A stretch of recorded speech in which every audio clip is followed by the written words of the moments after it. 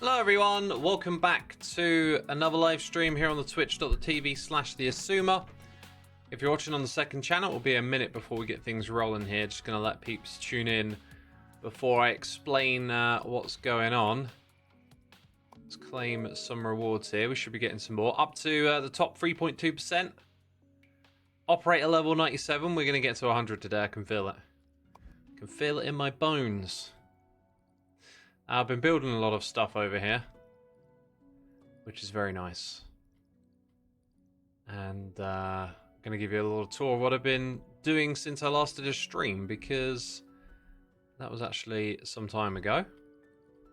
And I kind of said I was done with this, but then I got the itch to play again. Oh, they've got little icons on them now. Oh, let's zoom out. You can see them when you zoom out. They're also there when you zoom in. Wait, does that mean they're taking some of that back? Can I tell if a train's taking the stock back? There's probably not enough room for it. This bit in the middle has become horribly disorganized, basically.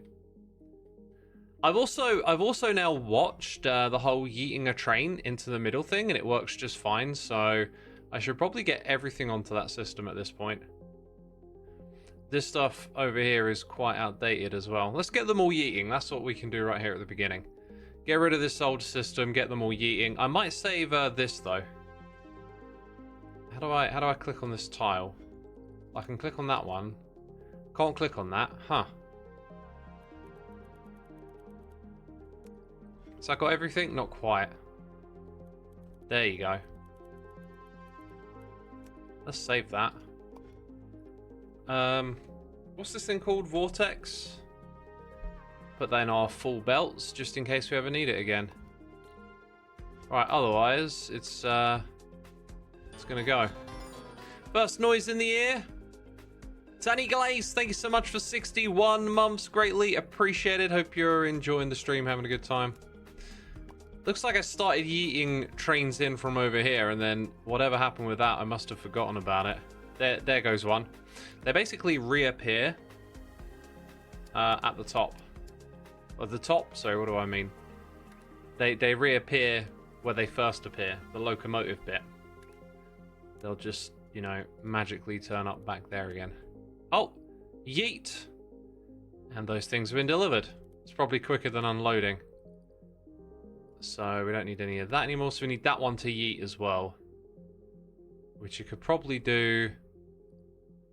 What is this one? Alright, so we've got one down here that wants to yeet.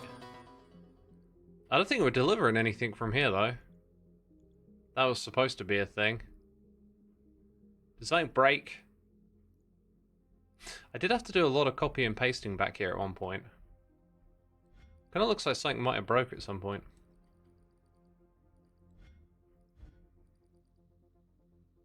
Oh yeah, look. That's flipped. That's the wrong way around. Aha! I said that I did some copy and pasting. Let's paste it back in. Oh, that's weird. Let's try it again.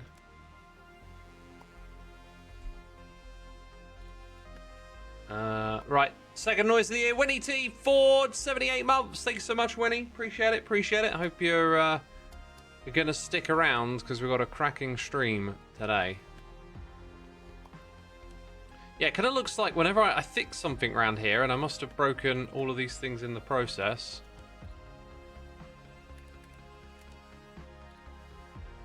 This is one of those games, though, where you can, like, tune in to do a particular task and then just get mammothly distracted over and over again. Ah, you can see the little markers for our ink dyes and this stuff that we're harvesting over here going in.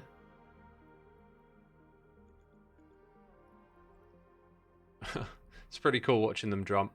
So now we should be getting items going around and turning up over here. And then that'll actually be doing what it's supposed to be doing. I don't know how long that's been broken for. Welcome to all the peeps tuning in. B33, Silver Star, Spooky Doki, The Kraken Bubble, Zero Tron. You want to give it a try, Winnie?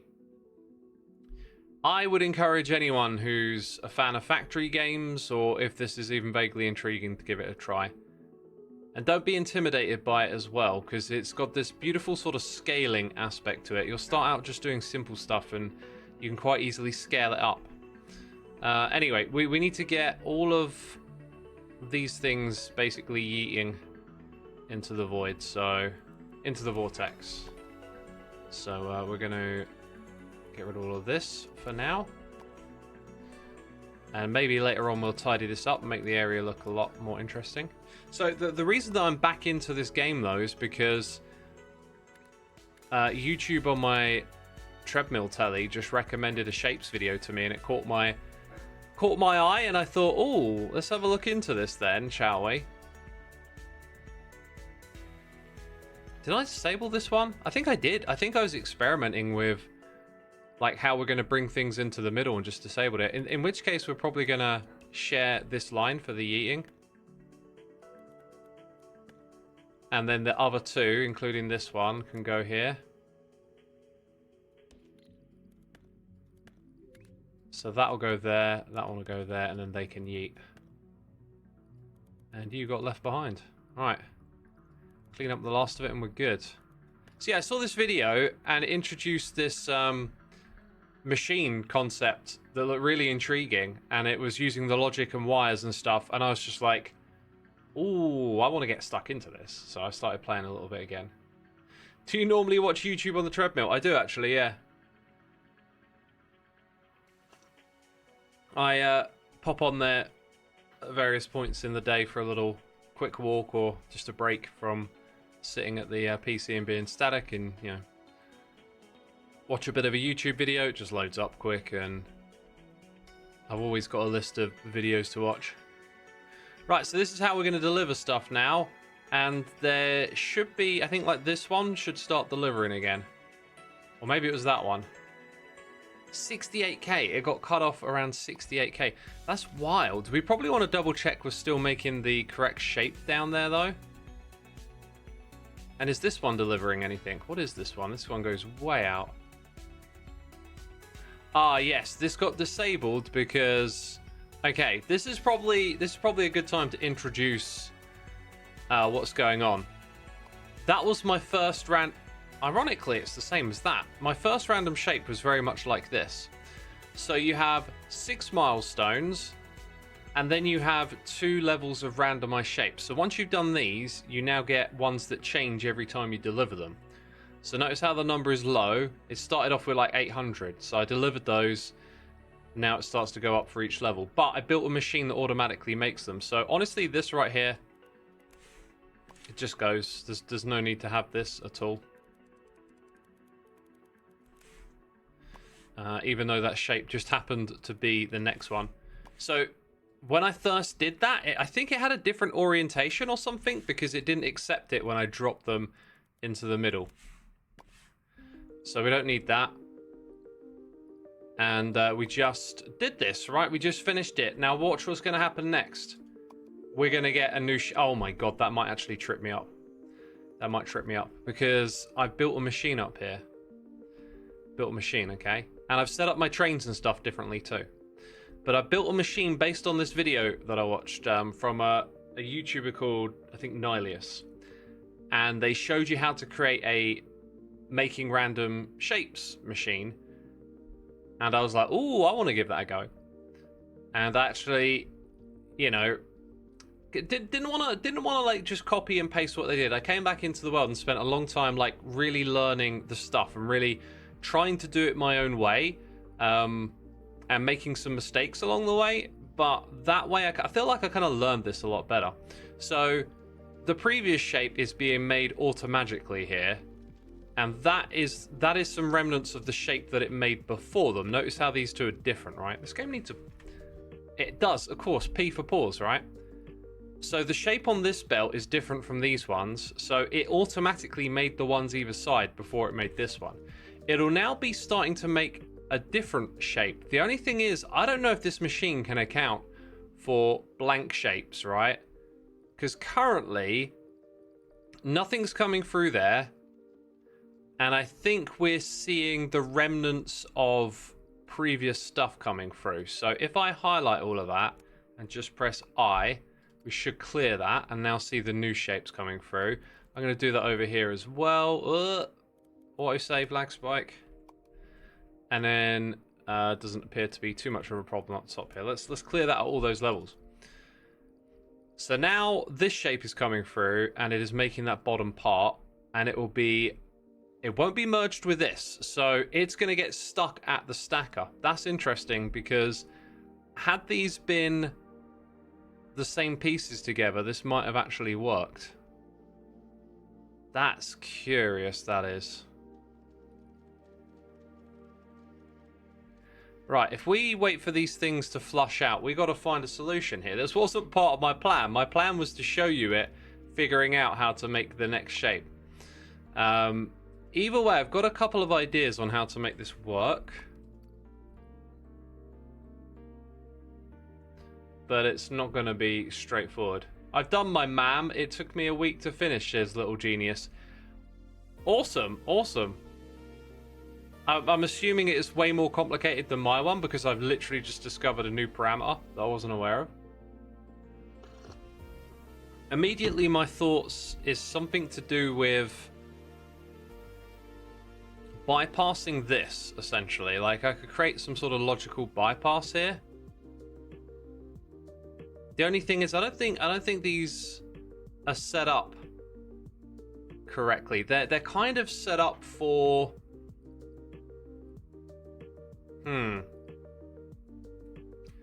They're set up for combining the left and then the right. So we've got to think about it like... If this is blank like it currently is, okay. If that's blank, okay, but this has nothing to combine with, so... I guess if here I said, is the one below blank? Yes, use the bypass. Then it continues on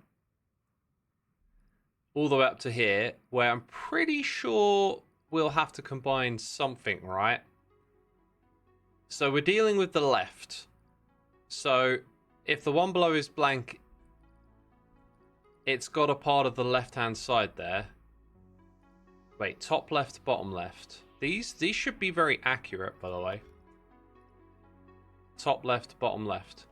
The problem is the rotation is different when the signal comes out of here. I think you're supposed to look at it from this angle, if I remember correctly. So now it would make more sense, maybe. Or maybe not. Maybe it's like a different rotation. Let's try and figure it out. So in order to figure out the logic here, we kind of need to know what we're dealing with. So the orientation, when I rebuild this factory, I'm going to rebuild it in that orientation, because these would be better labeled. I could go ahead and relabel them now. So that is bottom left.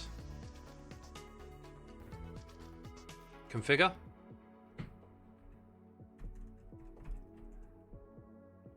Face north, someone says. Oh, yeah, there's a compass in the bottom left. I forgot about that. So bottom left, and then... Oh, no, wait, what? That can't be true either. I am... Okay, there is a description somewhere around here. It's this thing. Outputs the shape type and color of the northeast first. So we start actually north and east, which is top right. So that one is actually top right. And then whenever we pull up our milestones, it will be relevant to that. The next one is going to rotate that image. So we go clockwise, it's going to be bottom right. Then we're going to be bottom left. And after that, we're going to be top left.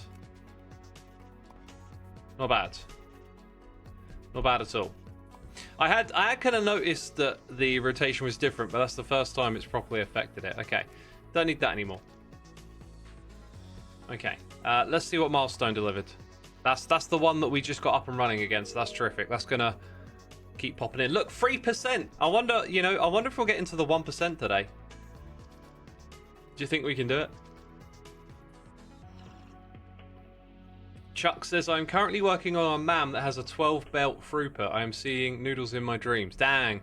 If I were to do one with 12, I would probably work with bigger platform sizes. I imagine... I don't know how you're doing it, but like I could see myself having that impetus to do it in a small platform, and that being end up being like a real big drawback. Unless you love compacting, of course. I failed to mention, by the way, all research is done. And I kind of wanted to see if we could use the machine that we're going to create today to help us do some of these basics over here on the left. But as we think about like this one right here, it could do, but maybe not that. But yeah, as I get more familiar with this, I'm hoping that we can introduce color into this machine. But it's going to take a lot of thinking. And we've started off by finding out this isn't quite what I thought it was. But anyway, so now we've got the thing the right way around. Top right is blank. Bottom right should be blank too. How curious. Is it because this actually rotates in the opposite direction? If it did rotate in the opposite direction... Right, so that is... Okay, you've got to do it again. Top left. Top left. We'll get there eventually. Then it's going to be bottom left. Then it's going to be bottom right. Let's just check that all again, because I feel like I might have doubled up here. No, top right, top left. Okay. Bottom left. Right. So, since we've got this one-way flow, if the top... If the one behind it is empty, which we'll do using one of these signals, we would say, okay, on you go. This then, there's a few of the old ones in there. This then asks the question of the next one. Do you know what? I think I'm just going to install it for... Hang on. If this one is coming... No. I think we're going to be okay just to do it as is. Like, I'm trying to think through more scenarios, but that's kind of tricky. I think we're going to be okay to think this through as is. So let's go ahead and basically copy this setup. And I'll try and explain what it is as we go through. Here we have like a gate, and this is the most important thing. I got really hung up on this because I was looking at all of the signal things, wires, where is it? Logic gates, and I completely missed this comparison run right here. That's the really important one.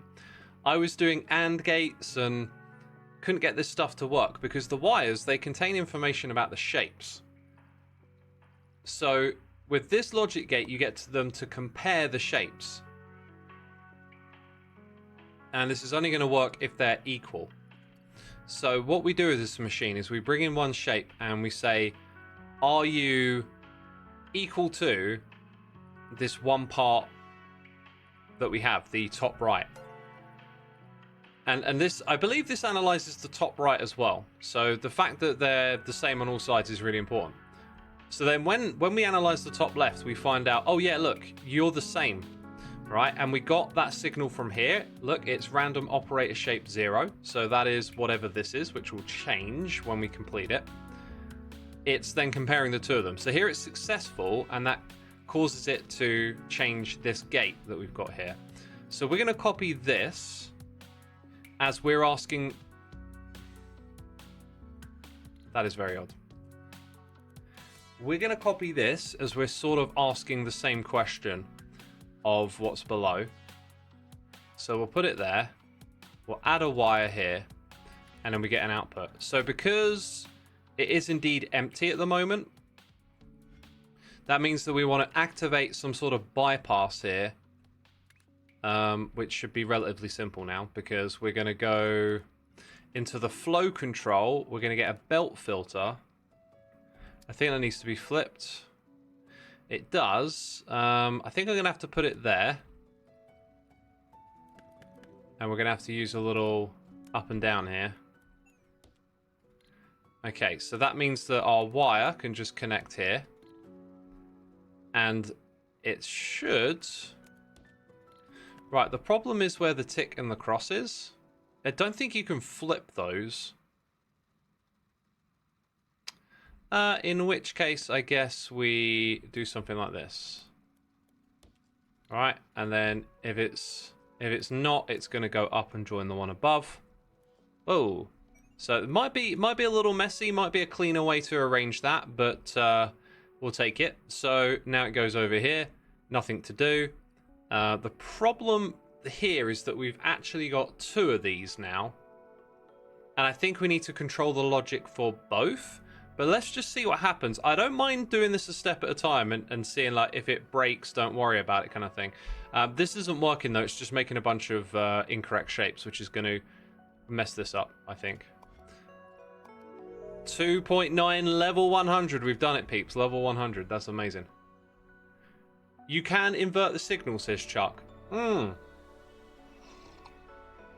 had not thought of that. Let's go back and do that so we can make it really clear what we're talking about.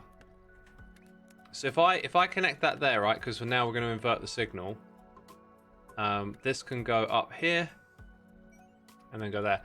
It has occurred to me, I think this system is probably going to create like a few leftovers every now and then. Like, you're going to have shapes come through and use some leftover ones, which kind of makes it in some ways inefficient. But I think we don't want to worry about that right now. We'll just wait and see what happens.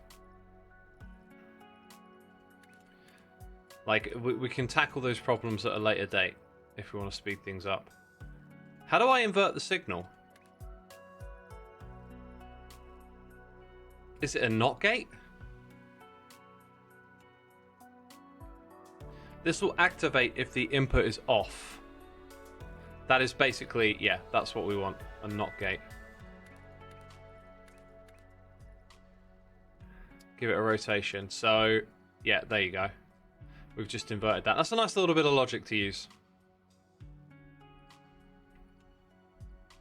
I think, you know, knowing my brain, I think it might be better for me to not use that, because I'll probably forget about it later and then get confused, but we'll stick with it. So, right now our issue is that the first setup for connecting things is the bottom right and the bottom left. Bottom right, bottom left. So once again, we need to compare. Now, there's an interesting thing I've just noticed here. What do you do when the other one is empty, right? Aha. This is why solving it for one is not solving it for all at the moment. So if we have an empty one here, we're going to want to create another bypass. So it's going to start to look a little ugly, but I think what we want to do is bring this down to here and then have the same logic gate, which I think we can kind of just copy.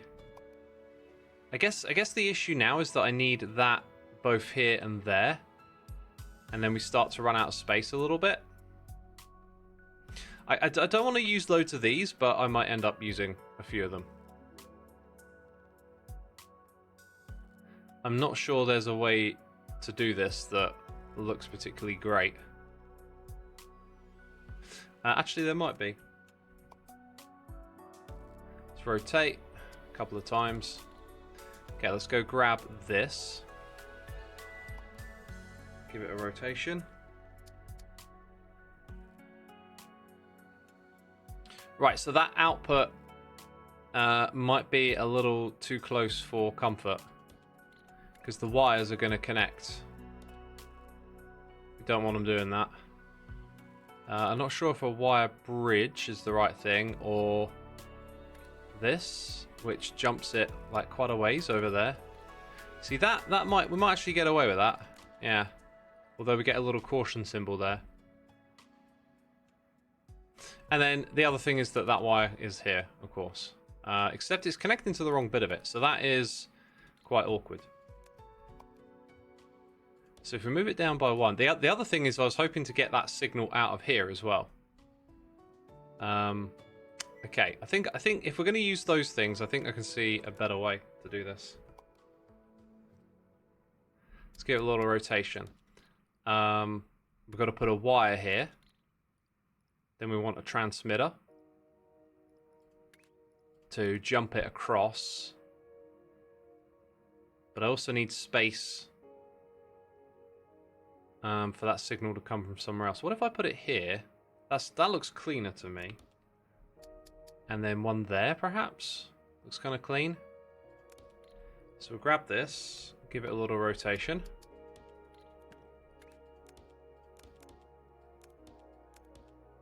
Yeah, there we go. That's a cleaner way to get them where we want. So then we want these. Let's flip it and rotate it.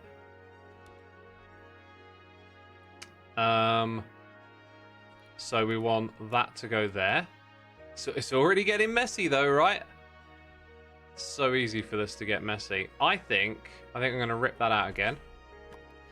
I'm now looking at this and I'm thinking, let's rotate you and put you there. Yeah, that's going to be cleaner. Okay. Okay. Transmitter.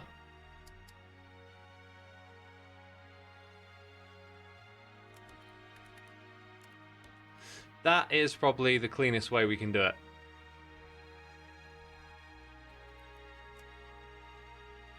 Okay, so we're going to put this over here, flip it, rotate it. It's a bit tight again if it's just there, isn't it? And that should... Yeah, there you go, that's great. So, the thing is, we're running out of space again. Oh, it's never easy, is it? Right, if I put that there, I can get rid of this. So, same thing going on over there. Now we just got to produce this belt flipping bit. And the place to put it would be right here. And it's just a little too close to that. I'm not sure if you can, like, encase a wire. Just have it not connect to stuff. Because it's going to want to connect to that, is kind of what I'm thinking. Let's have a read of the chat. The music is so nice, says AGN. I couldn't agree more. Also, Vulcan455, thank you for your Prime subscription. Appreciate the support. Appreciate the support.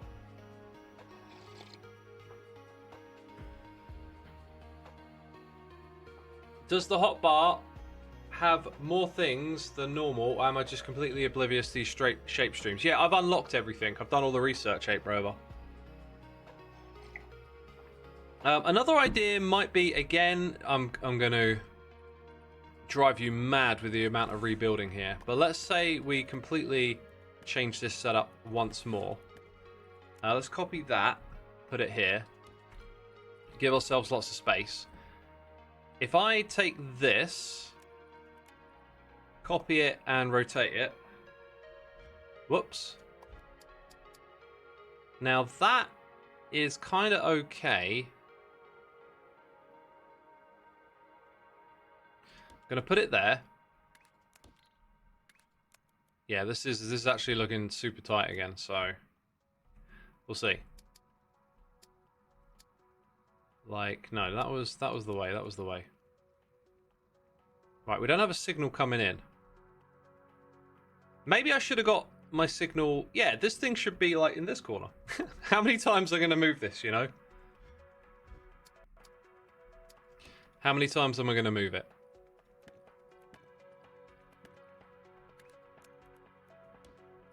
Get a transmitter. Popping it over there. That looks a little cleaner. So, yeah, that's definitely cleaner, isn't it? But then doing this, we're going to have to turn this into like a two-part thing, basically. That's going to be wild. We're going to rebuild a lot of stuff there. So now we just got to check that we got the logic right, because before we inverted, and also we need to be checking a different part of the signal. So we need to copy that. No, that's not what I clicked on. Oh, I see what I'm doing. My microphone is just like in the way of the main keys that I press on the keyboard. Let's do an experiment. Like, does this sound bad to you? Do I sound any different now? Chat, I'll give you my attention if you'll take the time to reply. I'm looking. So I just moved the microphone to the side of me. Does it sound like it's off in any way? Because if I could leave the microphone here most of the time, that would be tremendous. Because now I can look at my keyboard and actually see what's going on. Y'all are saying it sounds the same. Hey, I'm gonna give it a little playback after the stream and check. Right, so if this was coming through, right? So if we invert the signal now, and I've gotten all my steps correct, now it's going where we want it to go... No. Why did we bypass here? Why did we invert? Because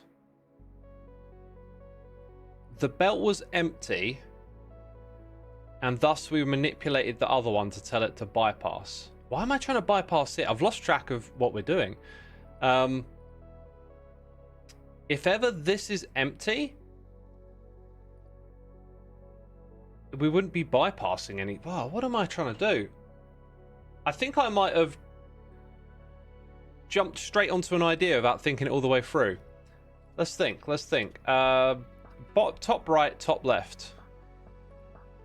I remember now. So the issue was, what if items come through the top right and they're not supposed to come through the top left?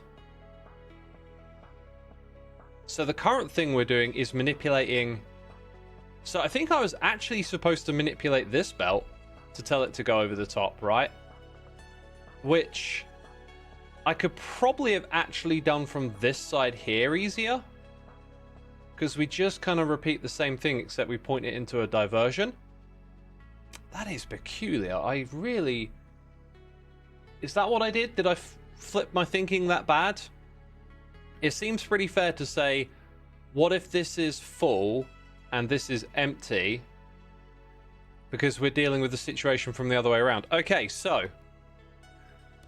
no, that's not good. We're going to go back to this. I'm going to wire it from there. I'm going to make things a little bit more compact just by grabbing that and moving it forward by one. Oh, maybe we won't then, since that creates a little error thing.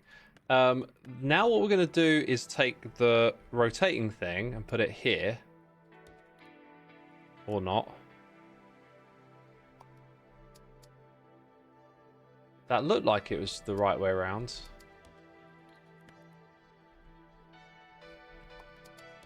Wait, what's going on here?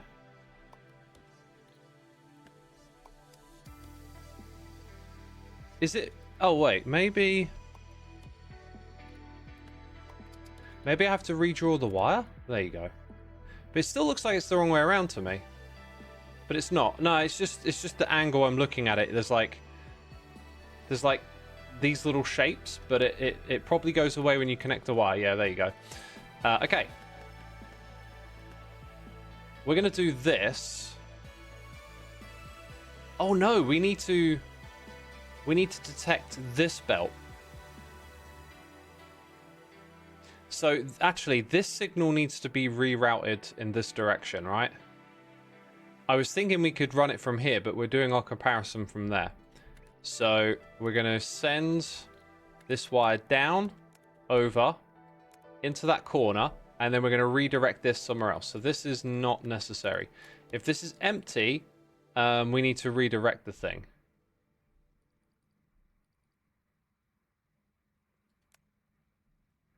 I'm now kind of like, the way we're crisscrossing stuff, I'm wondering if this would be better. Being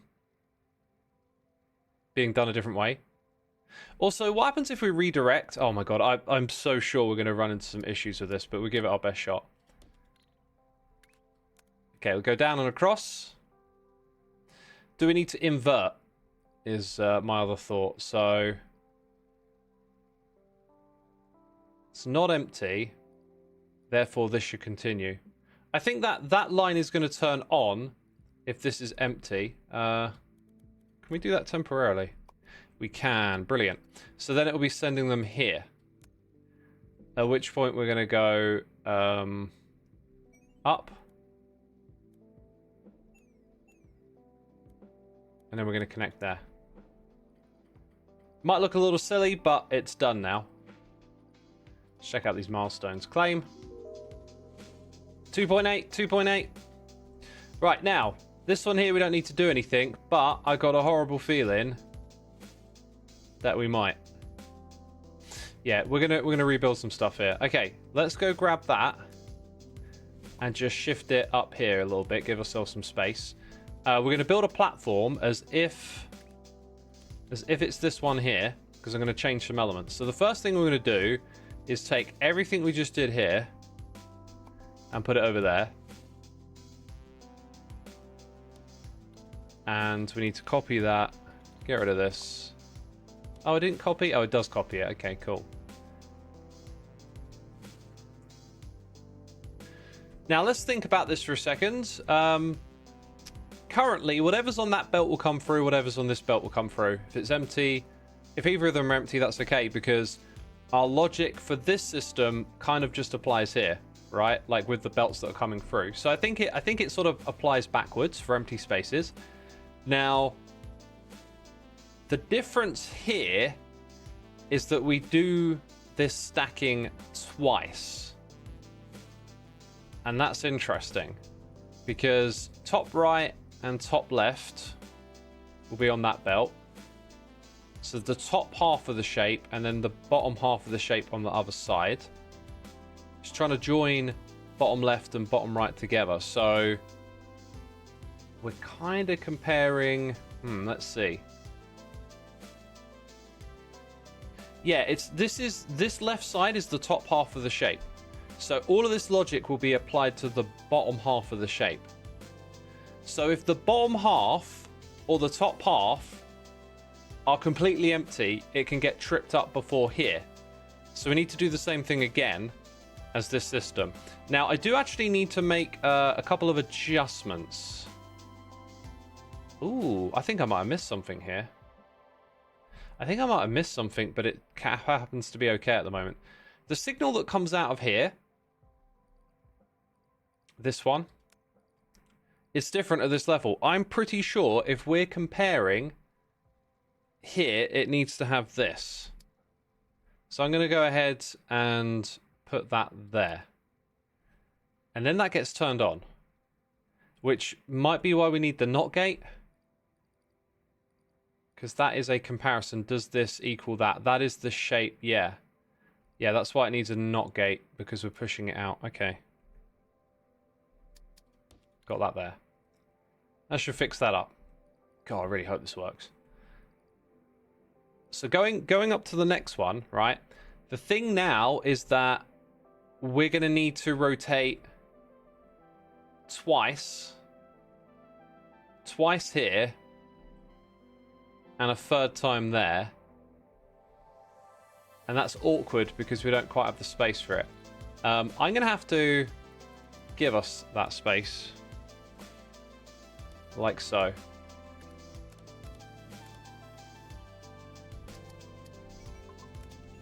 Okay, slight modification, not a problem. Move this over here. Now we have the space to do that thing. We also don't have that in place. That should be in place. Okay, rotate twice. If any of this is wrong, it's going to be really difficult for me to diagnose, you know. Xisuma, we all have no idea what you're building now. Is that true? Is anyone following what I'm building? Come on, tell me if you're with me on this. Otherwise, I have to do a better job explaining, right? I mean, I guess the problem is probably that I am also figuring out myself, so I'm jumping back and forth a lot. Nope. Okay, I'll give you the quick explanation. We have a shape that has empty spaces in. We are using stackers. Stackers do not stack into empty spaces. So we have to redirect items around if there is an empty space. We have an empty belt here, therefore we are detecting that we have an empty belt and we're redirecting the opposite side. If there's an empty belt this way, it's also not going to work with the stacker. We have to compare the signal and redirect over the top for that one. And if they're both empty, that's something we have to detect again here. But the first thing we're doing... Okay, there's an important difference here. This belt and that belt. This belt actually redirects to the next bit. So, okay, I can see where I've gotten a little confused here. And this is very, very important actually. I'm really glad I noticed this because this is kind of a big deal. This belt here is going to get in the way of what we're doing. Because it's actually these two belts that we're currently operating on. This one needs to go straight over the top and we deal with it later.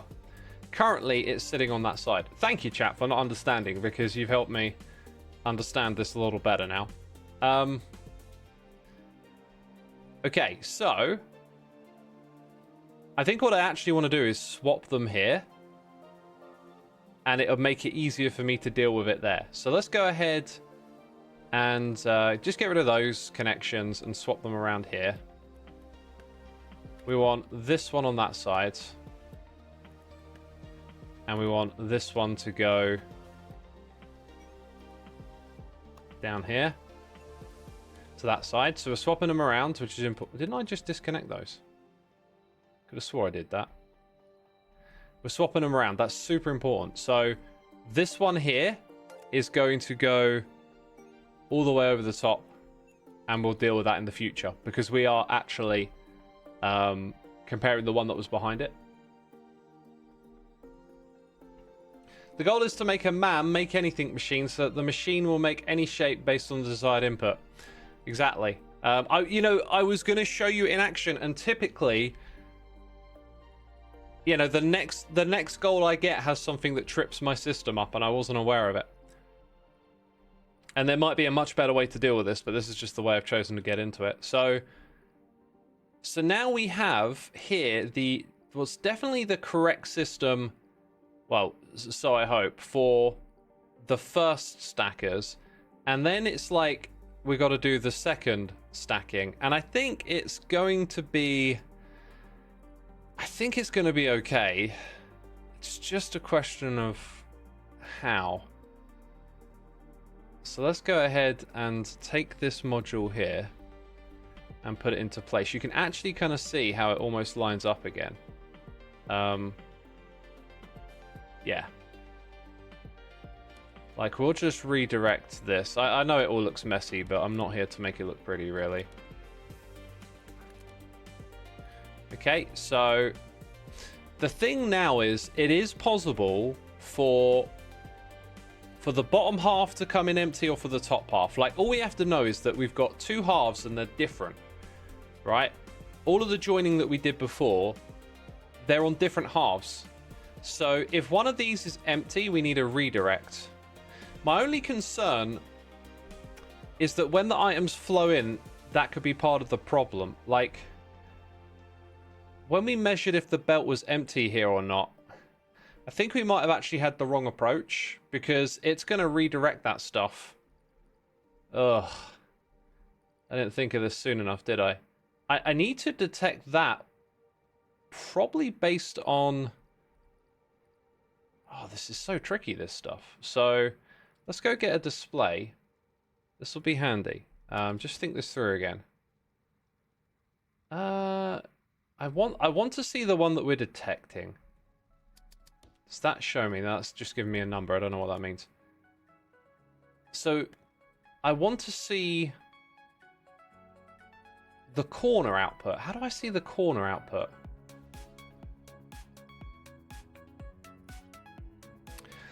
Falling Apples, thank you for gifting a sub to Vanta99. Appreciate it.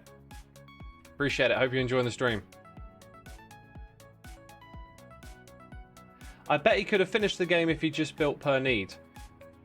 No. Like, we're building... That's why we're building this, because you can't complete the game that way. You have to build this... You have to build this machine using logic and stuff, right? You're missing the point. Okay. Not there. There is a way... I'm sure there's a way to display just the corner.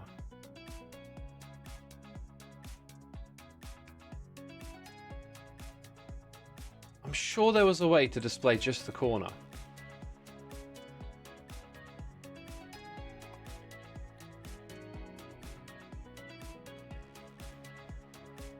Does anyone know how to do that?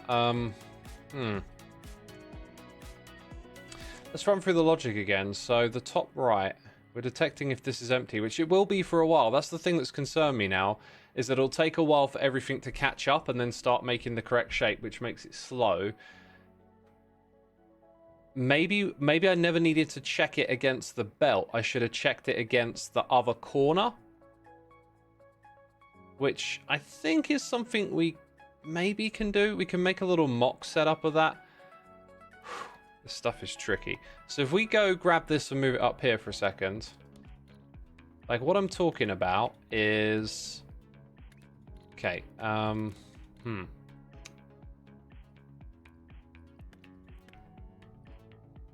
So we're getting the signal from the belt to see if it's empty. Whereas what we actually want to see is, like, the next one along. Rotate. That's not it. Where is it again? Logic gates, simulated buildings. Shape analyzer. That's that thing. Where's the rotate one? Maybe it's actually because you're rotating like you would in a building.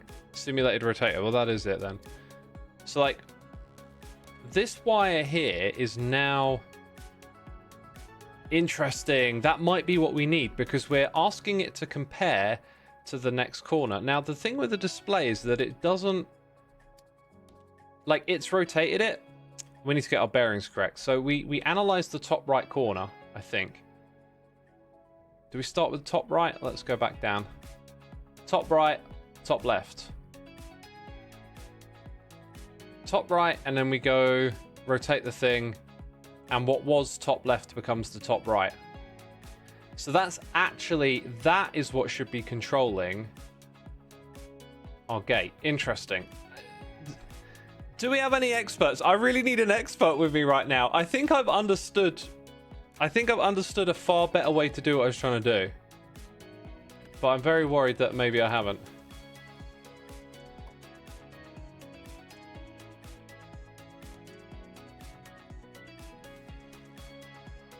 See, the only thing now is... Oh, wait, we're comparing if they're equal. Oh, God, there's another layer to this. So, that's not quite what I'm trying to do. What am I trying to ask? We're definitely comparing them together. Is that what I want to do?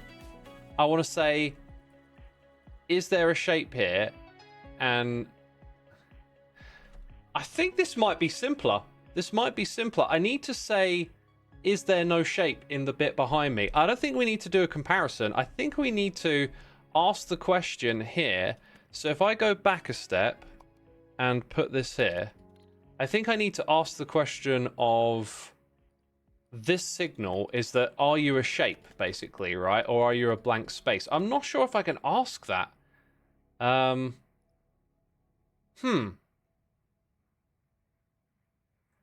says I'm hooked but watching to find out. Yeah, I've been hooked on this game as well. I'm a little annoyed that, like, the first thing that happens is getting stumped, but I will take a break in a bit and show you some of the other cool stuff I've done in the world. So we have to run some sort of comparison. There is a comparison here. Let's get this thing down and configure it, though. Like, equal, greater than, less, not equal. That's what I'm not sure how to do. You need to calculate null as 0 first. Okay.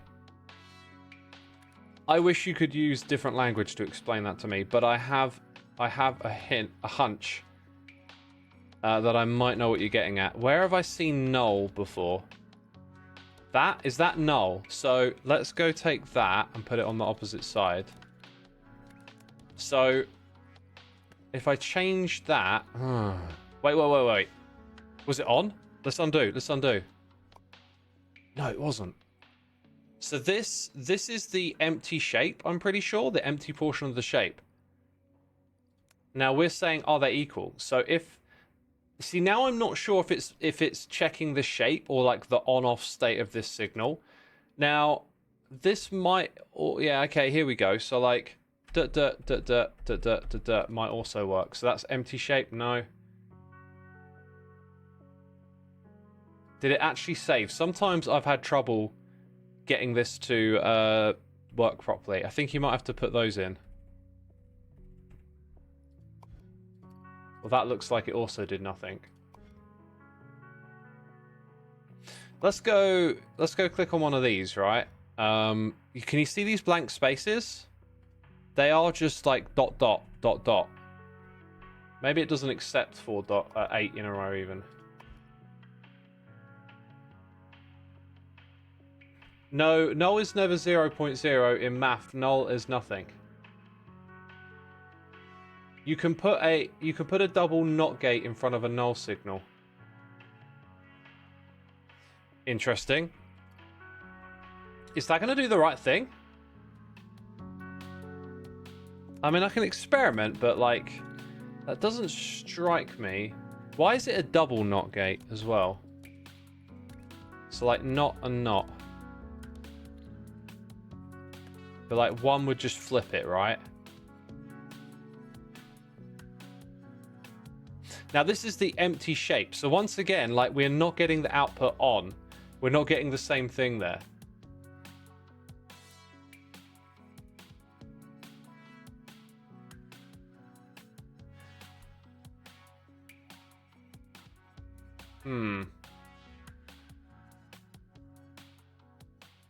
You're still not sure what the goal is. I want to compare the empty shape. These signal lines are telling you a corner of the shape, right? The current corner of the shape that we're looking at is one that has nothing there. So if I can get them to confirm that there's nothing here on this side, we'll be able to absolutely correctly control these bits. The problem is, I don't know how to do that. I could, like, technically I could piggyback it off of this, right? Like, watch what happens when I do this. Now they're the same, obviously. How do I get something here that says empty shape space so that they're the same? Because that is an empty shape space on both sides. So how do I get it to say there's an empty shape in this logic signal? That's what I'm struggling to figure out.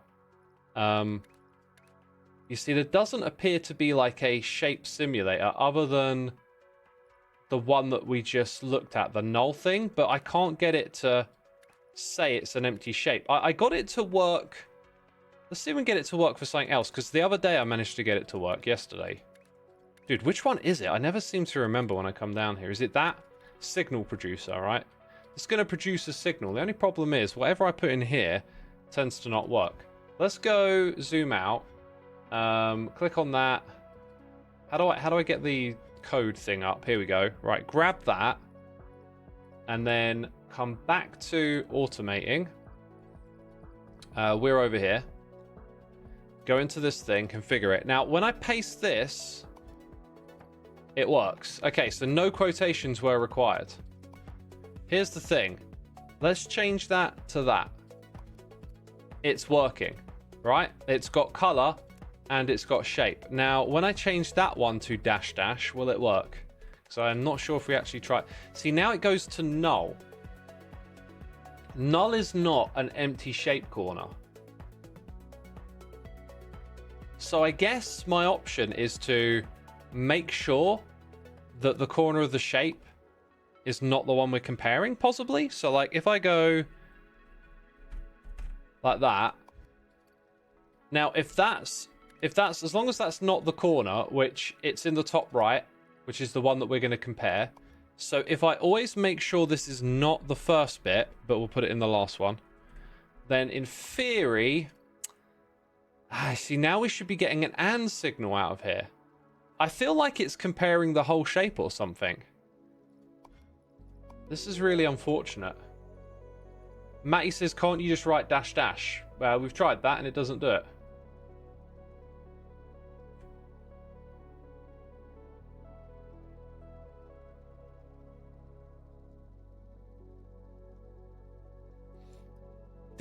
There might be like some other clever thing of, oh, I don't know, actually, it's getting a bit wild now. This is comparing the whole shape though, not the corner. I think it is. That's what's weird. It's supposed to just compare the corner of it. That's what I haven't understood particularly well. If we go back, like, we were definitely asking the question of a corner because it picks up the type based on the rotation, which speaks to a different corner of it, right? That's how you're able to pull these things out. It can't be the whole shape because they're definitely not the same on the signal. So it is definitely like pulling a corner out, but then something different. Look, outputs the shape type and color of the northeast first layer quadrant. Wait, am I... Oh, is that what I'm missing? Am I supposed to have a shape analyzer here in between?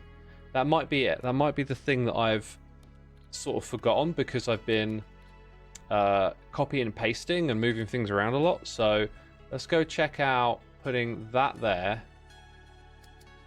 and this here. Interesting. Okay, so now we're going to go and move that here, put a wire there, and put a display on this one to see what's on that wire, and a display there. Right, so the whole time I thought we were looking at an empty corner. Now we're looking at an empty corner. There you go, empty, empty. Interesting. So what are we doing again? Because we always got to go back and check. We're now... This is now fixed. We are always going to be saying, are you an empty shape? Then the rotation of which changes here. So the first one was empty and the second one wasn't, which is what we just saw. Empty signal. When we go and put in the rotation thing, it will now be, it doesn't need to redirect it. So that is, oh, sorry, knocked the microphone. This is exactly what we want. Klinglish Finn, thank you ever so much for 2 months of support, my dude. I appreciate it. I hope you're entertained, enjoying the stream. Who followed me with this? Because I really want these streams to, like, teach you. I really want it to be sort of informative, if that makes sense. You know, I want you to get something out of this, like learn or whatever. I really want to bring you along with what we're doing. And it can be tricky, like, to explain while you're figuring it out. Oh, am I? Oh, I'm there. Wow, I thought I was somewhere else. Okay. Okay, so I think the way I'm going to compact this so we can go plop it in other places, we'll copy, we'll put it over here, we'll delete some bits that look awkward, and then we're going to move you here. Delete that, delete this, those bits, copy, rotate, copy, rotate. That's now a little logic thing, basically. In fact, I can even get rid of that bit too. So if I copy that and come down here, the first time we use it is on this corner. Now, we didn't rotate, which is interesting, because we're asking, is this one empty to redirect? Yes, yes we are. Okay. Now, if I remember correctly, I realized that all of this over here didn't make any sense. Like, why would we do... Oh, no, that's asking if this one is empty, would we redirect here? That's actually something we can build out of the same logic circuit, okay? So, we have asked the question, let's get rid of that. Is the one behind you empty? And the answer is yes. The reason we have the inversion here is because we ended up redirecting it in a different direction. I'm gonna actually, for my sake, change that around because I think it will trip me up at some point. So the redirect, because the one behind it, as we've just asked, is empty. The redirect is this way now? Yes, it is. So here is where we go up and across. Right. For the first time, I think I followed, says 8Prover. Okay. I need to think a little bit more about how I'm commentating then. All right. So over here, we have asked the question of the one behind it to say, is this going to be empty based on the shape? Not based on the track contents, but based on the shape. It is, therefore you have to run the redirect. That's great. Now, the other time this can happen is if this one is empty and this one is not. If it's empty, it doesn't really matter. So if they're both empty, whatever. Now we have to put something very similar to this. but over here. And I think the way I'm going to do this is grab that and move it over to here. That's... I don't think I want you touching that as it goes. I think that might be bad. Oh, lag spike. Put you there. That will go here.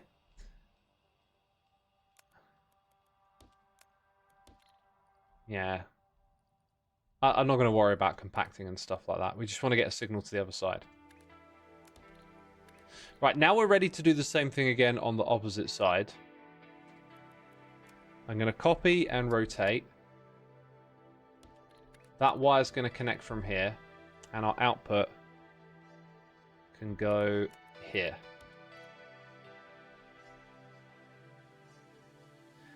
I believe I have to rotate the signal though. Which requires a simulated machine to rotate. Yes, there you go. That is correct. Flow control. Flip it. Put it there. The one behind it is empty. Therefore, we're going to redirect you. Here's an interesting thought though. I need to cut the piece. Oh my god, like when I did this earlier, I missed that completely, didn't I?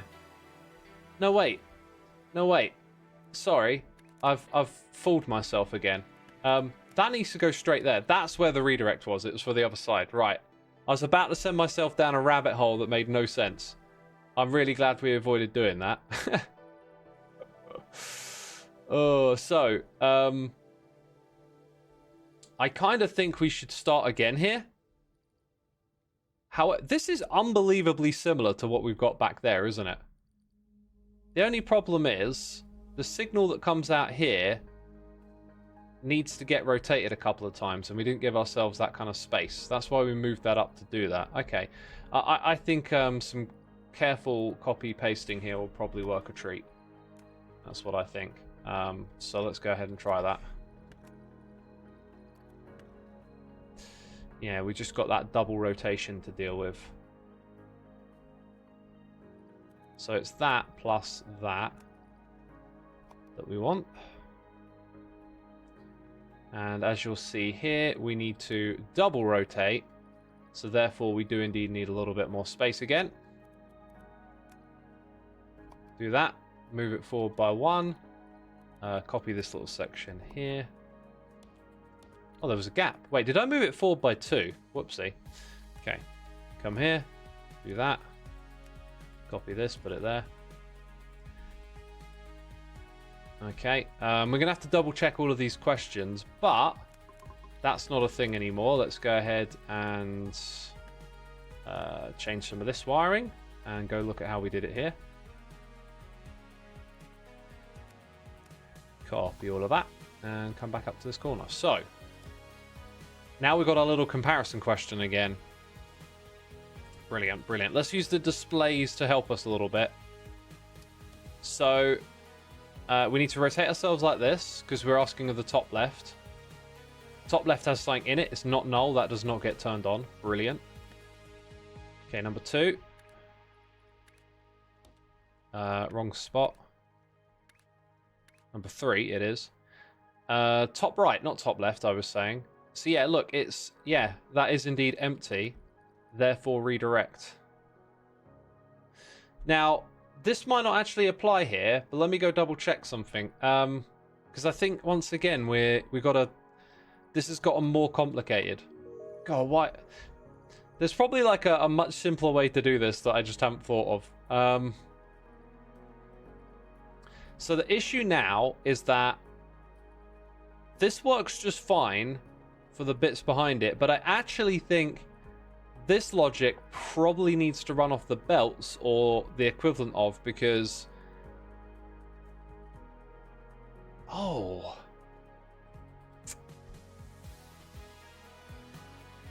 Oh, this is wild. This is wild. Okay. Top right and top left can be combined together. What are we actually comparing now? Because this belt could be empty and need bypassing. You know what? You know what? We're okay. We're okay. We're okay. This is fine because it's only dealing with bottom left and bottom right. The thing that I've just thought of doesn't apply here. It applies on the next bit. Now we've got to say, we've got to do something a little more complicated. We've got to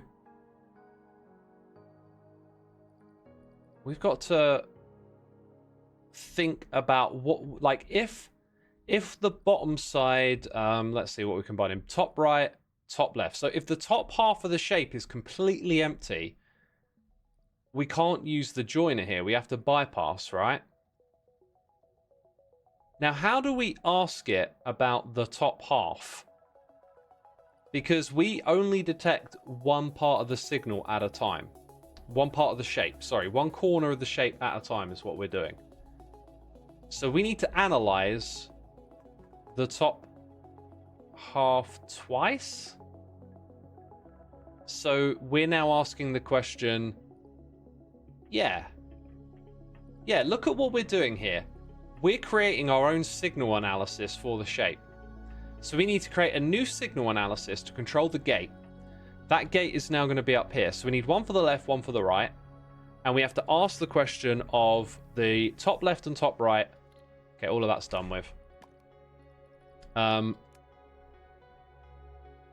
put that into a logic gate, which could be tricky. I'm not sure what the best way to do this is, but we'll start somewhere. So it's the top, these two here, which is no rotation and one rotation. So the two signals we want to look at is one where it's rotated and one where it's not. Is that just a redraw thing? Yeah, it is.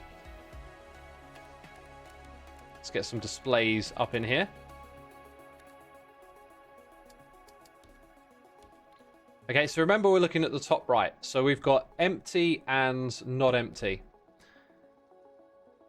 Which might mean we're just comparing these two, right? We're actually asking the question of the shape here as it's sent to us. So that means we don't need one of these null things. Now, we do have to ask that they're empty and not equal, because I could put an equal gate here and it would give me the right answer. But if then there were the same shape in both, it wouldn't. So, chat, what do you think is the answer to that? Let's check it out. We're going to say, are they equal? And the answer is going to be no. But you can easily imagine, in fact, if I rotate again, and maybe one more time. Are we still comparing the top right? That should now be... I have forgotten to include the shape analyzer. That's the bit that then makes sure it's the... Okay, let's go shuffle that forward one more. This thing is super important. Now we're actually doing the comparison. The only problem here is that... Oh yeah, no, wait. They're both off, yeah? So let's go change the top right. And the top right is now a shape. We get a signal. Okay. So the only problem now is that if the two parts of the shape are the same, we also get a signal here, which we do not want. So how do we say... How do we compare this signal to say it's got to be empty? I think we have to put in an additional thing using this little setup right here. So we need an equals gate there and here. This is wild. I feel like I'm building some sort of crazy circuit now. So we got two equals. We actually don't want those to join together because, well, can it work like this? Is that legit? I mean, I don't want that connecting there. Can I flip it? Yeah, I can. Oh, that's cool. Okay. That might be exactly what I want, because now we're asking for this to be equal in terms of, are you a null? Right? Are you a null in the top right? Both of those are empty, so they have to be equal.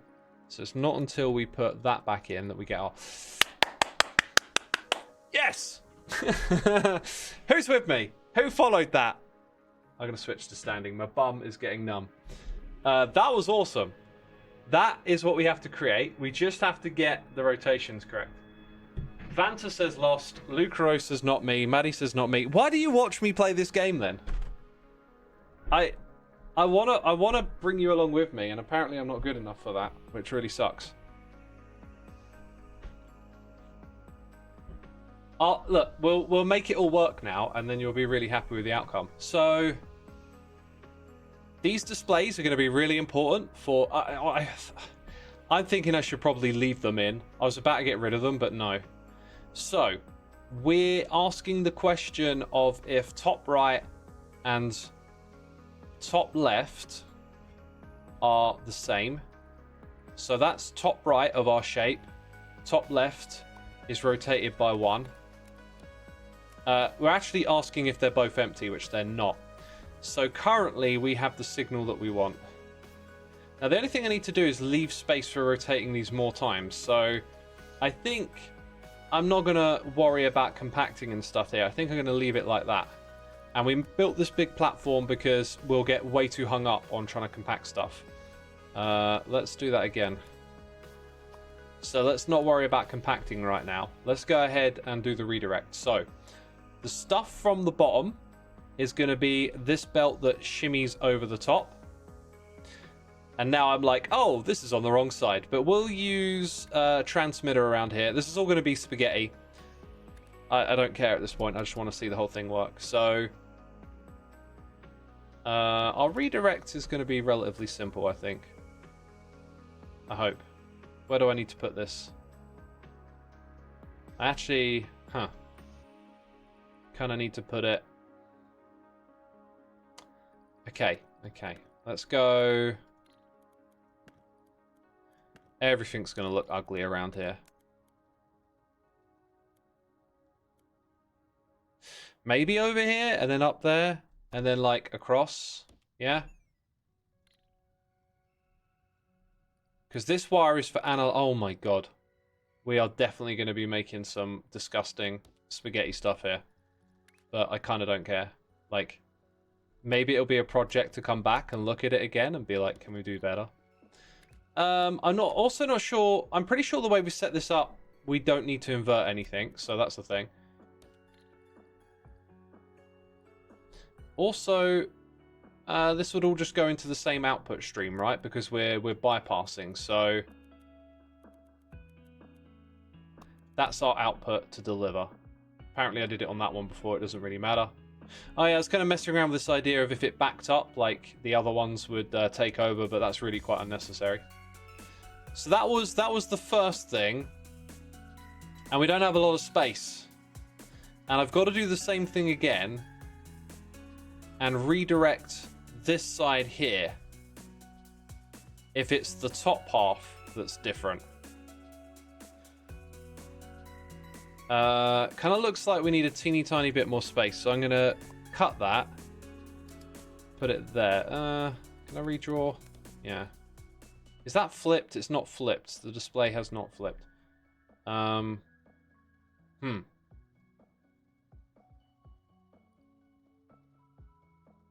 That was actually probably not a great idea.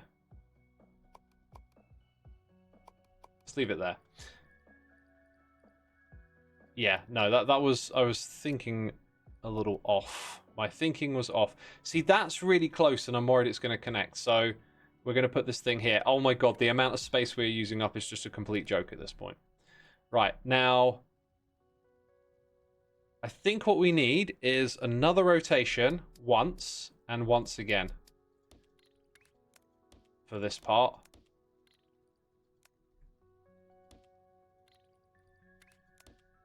So now, if we look at the rotations, we are now comparing these two and seeing if they're empty, which they're not. That's gotta... this wire's gotta go somewhere and do something. I think at this point, we're gonna go upwards, maybe? Oh, because I want the signal on the other side.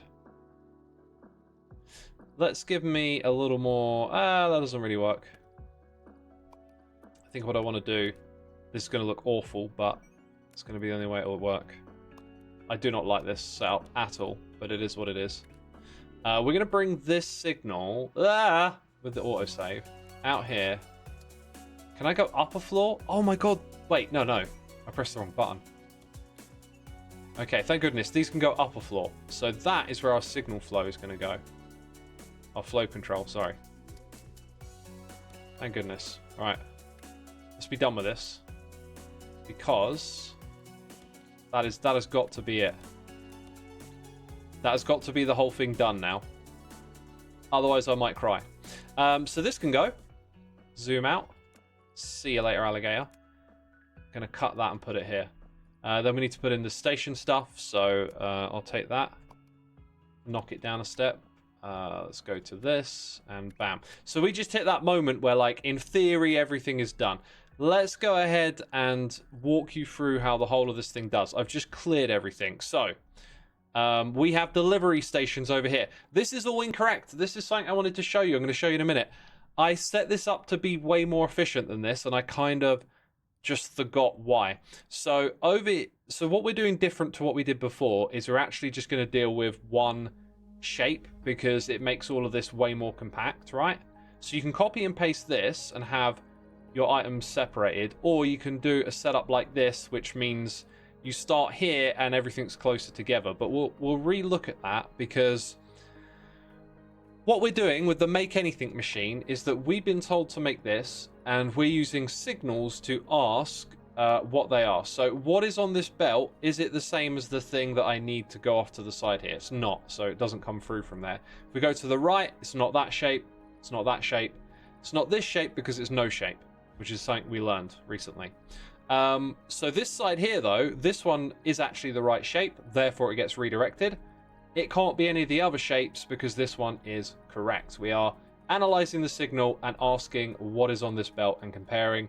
Then we control where the items go. So they're going across here. They're getting redirected and sent up. I've got a little bit of a feeling that I might have left something disconnected somewhere. Oh, that doesn't look good, does it?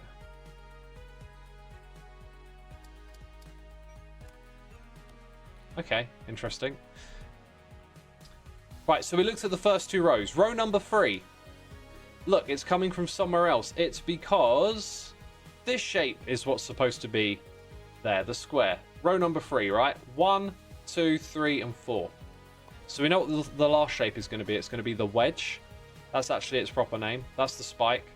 So the wedge should be going through there, but it's not. Do they go in the other direction? Top right, top left. It goes in the other direction. That's why. Bottom left.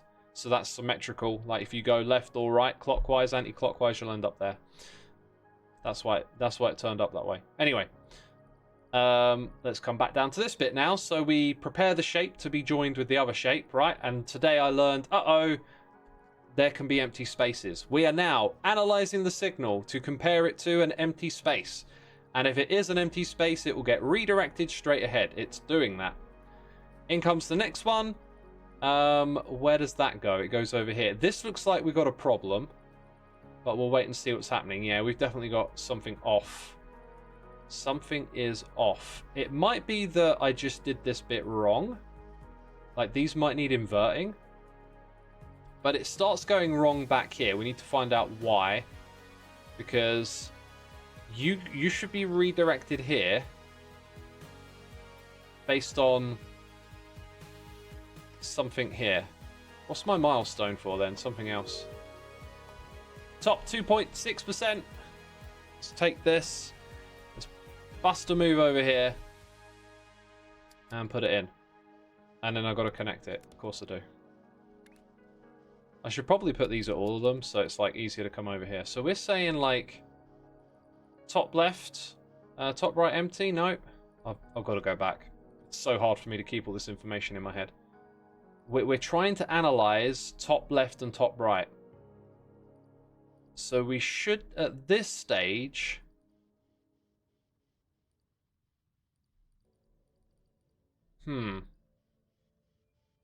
I'm actually a little confused now. Wait, that one's empty. So that turns on. Which means it goes straight ahead. But if we're dealing with an empty space, surely that means it needs to be flipped. It kind of just strikes me. Oh, no. Okay, we're on this bit. Because they swapped over, I got confused. So bottom left should be compared to bottom right here. But we flipped the shape, so...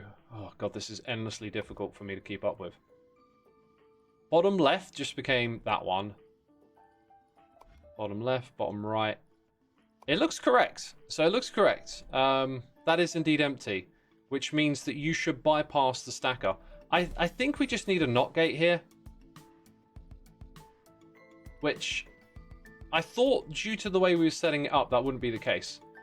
So I'm hoping I've read that correctly, and it's like, oh, we just need a NOT gate because, you know, stuff. Clear all of that. But I'm also concerned about the fact that this gets redirected because we analyzed. Yeah, I think it just needs a NOT gate. I think. Huh. I thought we weren't going to be using those. Dang. What's annoying with this one is that it's upper floor. So, yeah, that one's getting redirected. That's not the case. It looks to me like it's just a case of the signal needs to get flipped, which is always annoying to me. It's one of, like, my easiest pitfalls with signal stuff is just the way it interacts with the next thing. You're thinking about it being one way around in your head, and that thing operates the other way around. Now, it kind of looks like we've gotten away with it here because it's making that shape now and it's putting it over here and it's going to load it. I guess I should clear that so it can start loading it. So, if we look at this, we're facing north and we've done it, right? So, we're an hour and 20 minutes in and I didn't even expect to do anything that we just did, but at least we finished it and we've got there. Okay? The question is going to be, as long as this doesn't throw up other parameters, will it handle all the different variations of where something is empty? And I really hope it does. I'm just a little confused by why we didn't need NOT gates back here, but it might be because of the way it redirects or something I haven't quite understood. Like, we're comparing and then our redirect... I guess actually if you look at it like this, we haven't inverted here. So our redirect, our bypass is on the tick, right? If we come up here, look, the bypass isn't on the tick. That's when it goes in. So that both of these did actually need inverting. That makes sense to me. This one here, not so much because it's a copy of the one that we had before. So I'm worried that something is slightly off. Let's check the signal rotation. That might be it. Although I put 2 there and 1 here. So we are comparing the correct parts. I've got a feeling something ain't right. That shouldn't be a NOT gate. But it does make sense. Well, I guess it's doing the right thing. We're talking about the one that just came in from behind.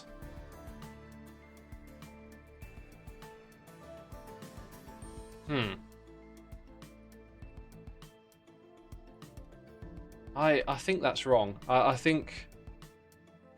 But it don't make sense to me. Like, we're analysing that bit there, which is empty. So we get an on signal. And if you look at the way the shape comes through, it's empty too. So it should go straight on. I mean, maybe this one needs a NOT gate. Maybe that's the problem. Like, this isn't even being used. So if items were coming through here, where should they be going? Shouldn't they be going straight on into the thing? Yep. Interesting. They probably all needed NOT gates. Okay, I'm happy with that. I think that's that fixed and solved. Lucro says, "Oh my god, I had a second breakthrough. The assembly of the shape has to be so difficult because he has to avoid the stackers. If the stacker would stack nothing onto something or vice versa, because then the stackers would do nothing and the shape would get stuck. So he has to give the incomplete shape away around the stackers. That would happen, right?" Lucro, my question to you is, are you multitasking? I have like tried to explain that so many times. If you're not following me, I reckon it's multitasking. There's no way you can like split your attention on a game like this. Like when I played it yesterday, I was chatting with Cub and Corrales, but like while just casually listening to them, I was also intensely focused on this. You cannot play a game like this like whilst doing something else. Well, now that I understood it, your explanation makes more sense. It didn't before. Okay, but like, are you multitasking? Honestly, I just want to know. Like, if you're doing other stuff at the same time, that's absolutely fine. I would think it'd make it so much harder to follow what I'm doing if you're multitasking. Also, it's hard just to follow sometimes if you're not playing yourself, right? So, I don't know, but like, immediately I just thought multitasking. Anyway, this is going to start doing its thing, so we'll come back to that in the future. Let's go check out other parts of what we've built around here. So, if you remember this whole setup, we created trains that had all the different shape parts on them. And then for each of the different milestones, I created these, you know, crazy, wacky setups with copy and paste parts. That's why the belts go all over the place. But there's some, you know, like triple layer platforms here. The idea is to get all the stuff through on a full belt, but that doesn't always happen. But yeah, these are where the other milestones are created. So a lot of copy and paste circuits and custom built ones. And then you create these crazy complex shapes. They go and get loaded here. And I've found a little bit of an inefficiency because we no longer... this whole setup can be very different now, actually. Like, these big trains are, like, wildly inefficient. Let's go ahead and reduce them to just one each time. By the way, I copy and pasted the whole thing multiple times over just to see how well it would perform. And as you can see, this one is, like, really lacking. But if I go and, like, up the amount of mining that we do, I could, in theory, be able to get this running even faster. So that's something we might do today. I don't know why there is this bend here. I think that might just be like a little bit of a hangover. Let's go reduce that. Also, this kind of like oversight view that I'm giving right now might just be a little hard to follow. So I apologize if it is. It's just going to be like that. So back here, I think what we want to do is just reduce the wagon size to 1 and then multiply this. And then there'll just always be like trains coming in. Ah, that didn't work. Yeah, they'll always just be running through and picking stuff up and taking it on its way. Are there any other milestones being created here? Was something else I was wondering. That is not a milestone of ours. I think that one might be somewhere here. Is it me or did I double up on this one? It looks like I doubled up on this one. But it's not a milestone, right? Oh, it is. It's a milestone. It's there. And then the other milestone is... Okay, that's not a milestone.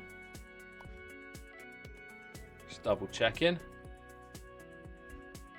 Huh. I thought there was one more milestone thing here. Anyway, I want to label them. So these are all like old objectives. Oh, look, here it is. If we go add a train stop here, we'll start getting some of this stuff through. It kind of looks like... Oh no, look, it's backed up. Good. So we'll start delivering those again. Excellent. And these zippy trains are going to pick up a large stock, so depending on how much of this we got, we might see that go up quickly. But yeah, okay, so milestone 7 has actually been marked. I'm not sure if you can get this to not appear on the side, but when we zoom out, it does say M7. I think I'm going to rename that. We're doing a little bit of taking care of our world now, you know, making it nice. Oh, Luca, I don't know if you replied, but feel free to chuck one on the mod chat on Discord.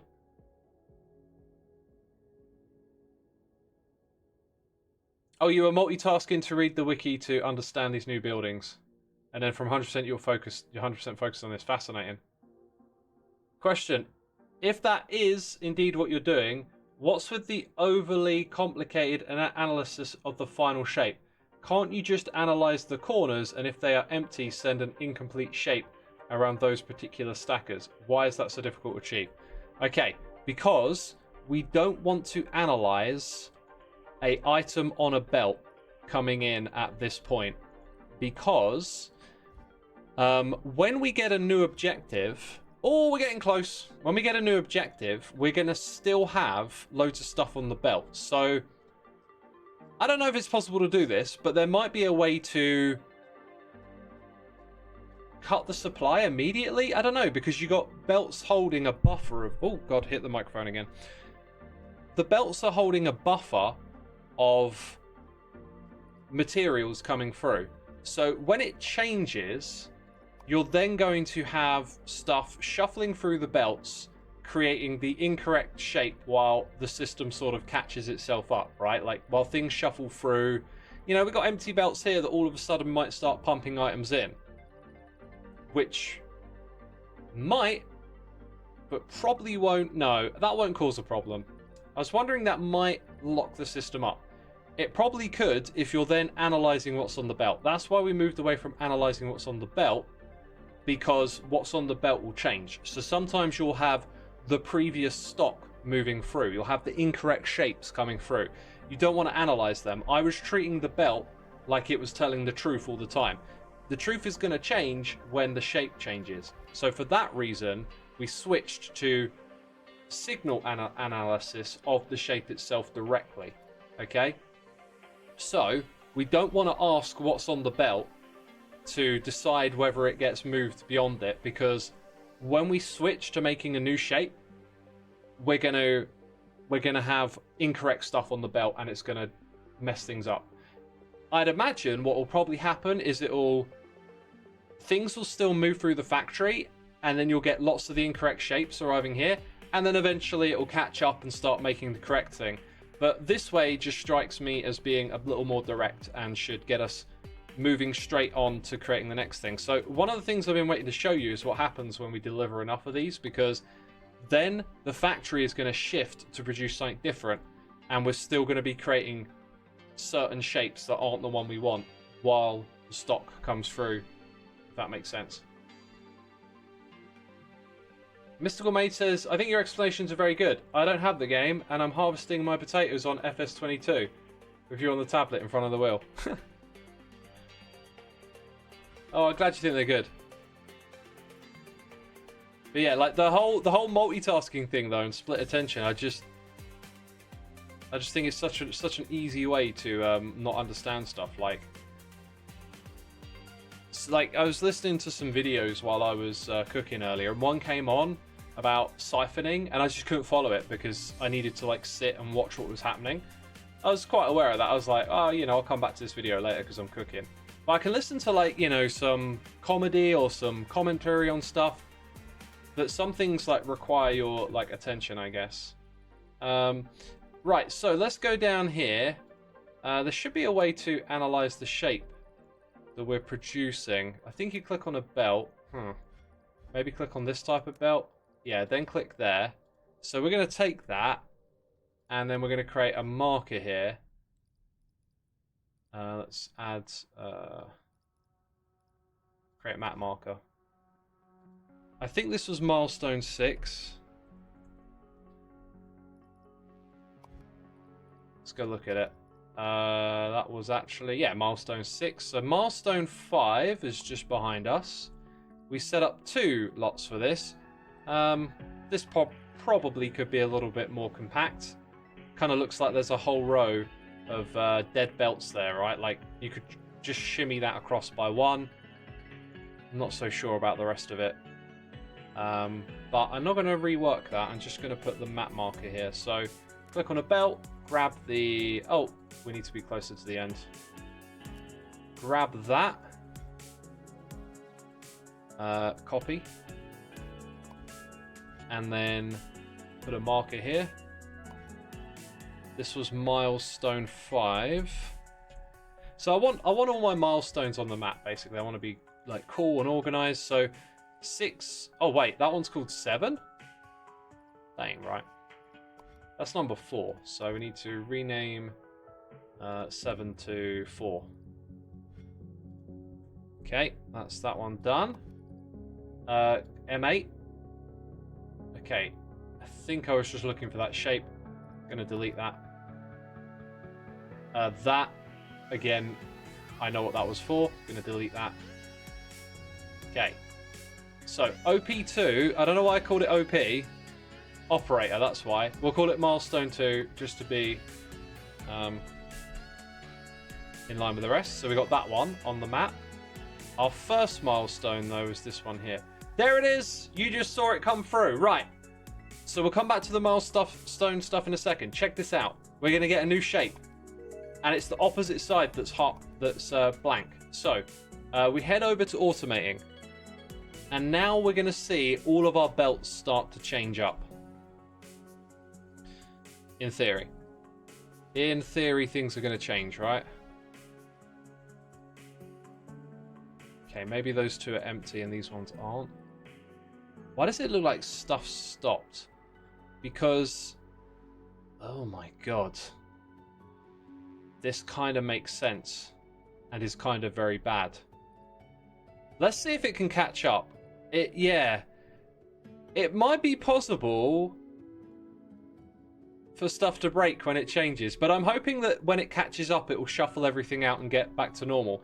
If it doesn't, it means I have to come over here and manually clear things on the current system, but this is not going to create the correct shape until they come from back here. And are we going to see that actually the right shape is sitting somewhere else waiting to go through? We get like a... I think there's supposed to be nothing coming through this one. Okay, here we go. You see that luminosity? That tells us that one's coming through. So, yeah, now the correct shape is appearing here.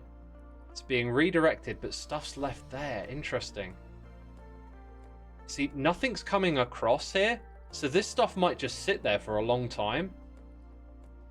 Okay, now at this level... zoom out a bit more. If it's this one here, then it's got to be the top is the other one that's lit. Okay, so the top's coming from the back. So the square shape is making its way to the front. So at this level, technically nothing should be coming through here. And you can see the stock is starting to run out. Okay. So now further up ahead, I think we'll see we're just creating lots of the wrong thing, which is fine. The system's all got to catch up, right? Because we're controlling where the items go based on the shape using these logic gates. But there's stuff in the system that's incorrect. So we have to wait for all of that to drain out. Now there's something else that I can do here that I was looking forward to showing you, which was this. It's going to be really cool. I just want to make a little modification here. Let's go and get rid of that. And I've only got the one train here.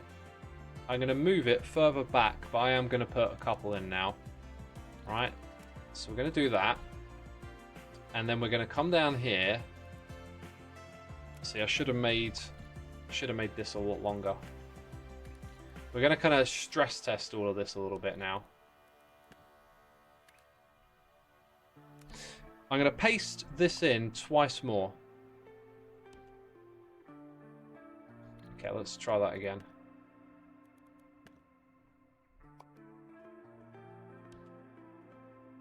Maybe even 3 times. Go on, let's go for it.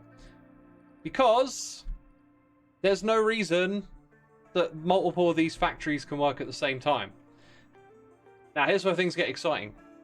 Because we've got to deliver a lot of items, but we do actually have a lot of trains coming through. All right? Oh, look at that. Looks glorious, doesn't it? This is our make everything machine. So I went and found, you know, the various places to pull the full shapes from. I had to go a really long way for this one, though. That was a long old search for that. But I've set these up a little different now, okay? So what we do is we put them in groups of 3, and then we stack them up into a single thing like this. So we deliver them on all levels, and we use a single train. That is really different from how I did it before, right?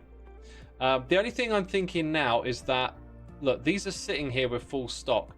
Let's get even more trains out there, because we just, you know, we just really scaled up our production. So Let's scale up our trains as well. Going to do that at each of these.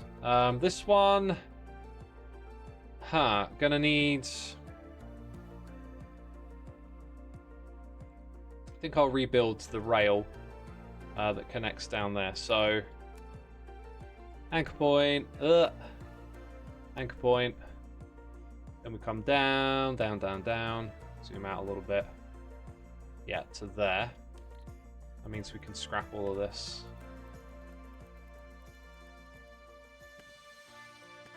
Right, that'll now do what we want it to do, and we're going to come over here and go one... Was it 2 more I put on the last one, right?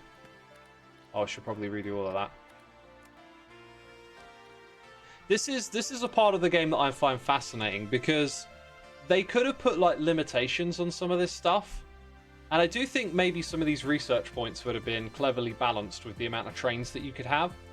But it is just, like, a pleasure to basically power play and really just lean into this stuff. Now, over here, we can just about fit 1, or 2, actually. I'll leave it like that,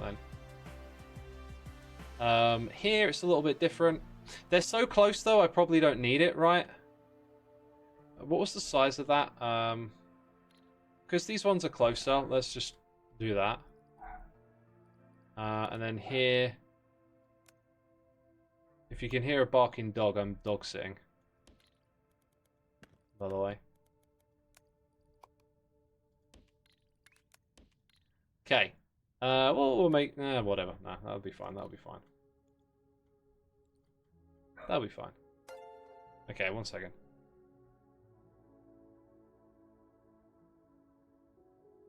Oh, I think someone wants some attention. Here, boy! Oh, maybe not. Maybe not. Becca, thank you for gifting a sub to Maddie5957. Thank you for supporting the community. Thank you for gifting a sub. Appreciate all that you do. Hope you're enjoying the stream. And Maddie, of course, says thank you. Awesome. Denoxys says this is like a CPU now. It really is. Alright, so why did we do that? Because we want to just constantly deliver, because we've just scaled this up massively. Let's zoom in and see how it's doing. So, stock has arrived. But at this bit here, it's gone wrong. Wow. Why did you go wrong? Oh. Oh dear. I've got a feeling that despite trying to do this in a way where it would work for everything, I had just built it for that one scenario, right? This is painful. This is painful. Now that one, actually, let's not look at the first one to analyze this. Let's look at the second one. Maybe... Yeah, this is like completely fresh, so this should have worked. What went wrong? We analyzed... Okay, I'm going to need some displays because we're working with a new shape. So it's always the top right that you're looking at. So the top right, that was empty. Wait a minute, that's actually perfect. I'm looking at the wrong bit. That's actually perfectly fine. Something went wrong down here. Okay, this redirect might have also needed to have been inverted. That might just be the one mistake, honestly. It might just be that, because we did that every single time, right? Except there. I didn't do it there, but maybe that scenario hasn't been tested. But the same logic might actually apply. Didn't we like suss this out? We said we need the not because the redirect is here.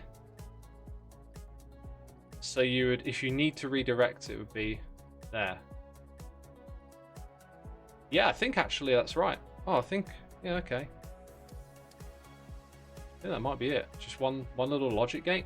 Although it's possible that that's not just that one, it's on all of the others too. Was there another one to the side of this? Yeah, there was. So we fix it again, and then we might have to fix it one more time after that, because the one below might also need it. Okay, so we fixed that one, then we got this one, which is the original, so it's got loads of stuff left over in it, and that's supposed to be there. Alright, we'll keep running it, and then that'll probably be, you know, we'll probably need one more knot, and then we'll be okay. But unless the shape demands that it needs to use that gate that way, then it might not come for a while, but it's doing it. It's making the right shape. Let's just take a moment to watch this. Oh, thank goodness. It's making the right shape, but is it me or is the rotation of it wrong? That can't be right. Like, do I have to face north? I think maybe when we did this before. Oh yeah, let's clear that. Huh. I don't know. I can't remember. I'm just going to roll with it. I'm not sure if the overall rotation of the thing matters. Because when you cut it here, it might be that although this is coming through here and it references a particular corner, it might just be that the default cut, which comes through here, isn't the one. Like, however I've aligned it here might not be the one. This might be a mistake. This might be some deep logic mistake, which is why I've got these NOT gates. I don't know, because this was supposed to be the top right, yeah? But then when it comes through, it's the top right. Interesting. Top left. Do you know what? I actually remember doing all the rotations, so this would be correct. Bottom right. But there it's not. There it's like top left. Which, that also worries me deeply as well, that there might be some deeper flaw in here. We'll come back to that. If we get a shape with all four sides next, we can analyze that on a deeper level. But anyway, now what we're looking at is... Oh, look, we've already delivered some. That's terrific. So it's working. And remember, although I'm still making some adjustments, we're going to keep hitting those milestones because these machines are automated, which is mental. It is mental. And I really hope it doesn't put in color and stuff, but it might do. Like, I kind of like the idea of building a machine that handles that milestone and leaving it running, and then going to a more advanced one, you know? Anyway, 2.4%. I want to join the 1%. That's my goal. That is my goal. Let's come back over here, by the way. I think I changed... Did I change some stuff here? I think I might have just scaled these up. That was something I did off camera. You know, multiply the amount of trains and the amount of, you know, stuff we're mining. But something I'll point out is that I kind of put 4 at each one. And we used the old setup for 5. Yeah, so you needed 5 in a row. So when I moved to this new system that I showed you a moment ago, automation, it's better, I think, because you've got 3 here, right? And if we look at the way some of these are arranged, you can see that I had limited space, but I was able to kind of maximize the amount that I could get out of it. So there is... This is a better setup, I think, for doing what we want to do when we create these shapes. And then we've got the really old stuff as well, which I'm wondering about scaling up, but based on how this looks, maybe not. Like, this is a bit wild, this setup. We'll probably just leave it how it is and let it run. There might be some, like, old inefficiencies here where we could do better. I don't think there's a reason to give that one another train, because it's quite slow. There's no stock sitting waiting to go out. There's no backing up, so that's perfectly fine. This, by the way, is one of our milestones. Okay, it is milestone 1, right? Milestone 1. So we need to mark that on the map. I also need to pull the shape from the belt. Very good. Zoom out. Milestone 1 somewhere over here. That one. Save. These are not ordered though. So milestone 2's on the map. M8, I'm not actually sure that's a real thing. Yeah, I don't know what that's for. Delete it. So I think we're missing like milestone 3 and 4. Or just 3. So 3 is that one. Huh, that's not the one I thought it would be. Milestone 1, milestone 2. Where do we make milestone 3 out here? Is that it? This looks like it. I mean, just look at the colours that are available. So again, another really wild setup here. I'm not sure if there's much I can do to maximise this, but I don't see Oh, there I do. Look at that. Oh, but that's... Is that... How does this work again?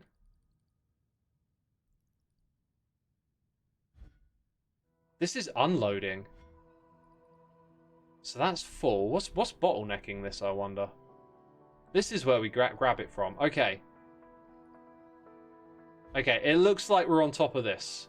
That's good. But maybe there's somewhere else where there's a bit of a bottleneck. I'm not sure. Kind of looks like this ends up being a little slow, right?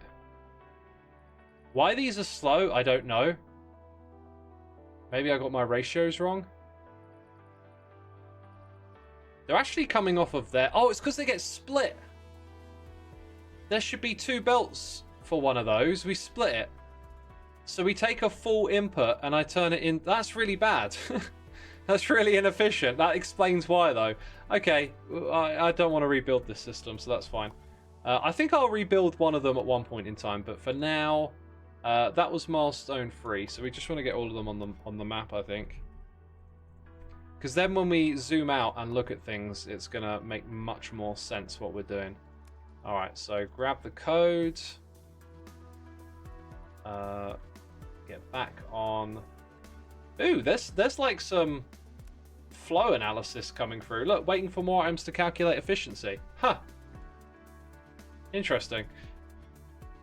Yeah, part of like redoing these will literally be to have fun doing much. Oh my god, I'm an idiot. Have fun redoing these systems and like making them really efficient with some of the stuff we've learned. Alright, so we've got 7 milestones in my automating area. No, something's wrong here. Milestone 1, 2, 3, 4. 5 is there. 6. That's 7. 1, 2, 3, 4, 5, 6, 7. Okay. So this is milestone 7 here, basically, for now. Which is that. Let's call it the make anything machine. Because that's really what it is. And I'm going to give it a way cooler icon now. Alright. There we go. So, have we done this yet? No. That's slightly concerning that we haven't got further along with that, honestly. That's making me wonder if there's another deep problem in this contraption that I haven't solved. Or have I just not given it enough time? Maybe they just picked up a bunch and they're about to yeet into here and get it done. Here we go. Look, here's an example. Let's watch the number. We're at 480. Did it go in? It's not making the correct thing. But it made some of the correct thing at one point. That's really weird. Oh. Oh dear, this is cursed. The shape is mirrored. Yeah. How did that happen? I think I stumbled onto the reason why, though. It's these bits here. Right? Like, surely... you know, we got 3 copies of this, okay? Let's go to the bottom one. And let's try and fix it using that idea that if this is the top right of the shape, and that's the top left, this doesn't help. This really doesn't help when you've got nothing coming through, though. I'm gonna have to flim-flam a little bit here and do that. Flim-flam. So this should be the top left. Let's see if it actually comes through in the top left position. Because I might just need to rebuild this bit. That's top left. Okay, that's interesting. Where did I flim-flam? We don't like flim-flamming. That's top left. Okay, so now bottom left. Let's check that. Well, let's check the one to the right quickly. Bottom right. That's not bottom right. Maybe it's those two that are flipped. Maybe that's where the problem with this whole thing lies. What do we get? I'll take it. 2.3! We're heading to the 1. So this should be bottom left. It's bottom left! How the heck did I get away with the last one being incorrect? That is so weird. So we just got to fix this one. It's supposed to be bottom right, but it's not. Maybe the couple of shapes that came through just let me get away with it for whatever reason. Okay, there might be a trick to this. Probably not. We're probably going to do this kind of manually. Like, if you look at the arrangement of them here, so middle, left, right. This one should be middle, right, and it's not. So I'm going to start there and say middle. Actually, you can see that's correct. Okay, so then this one needs to be counterclockwise.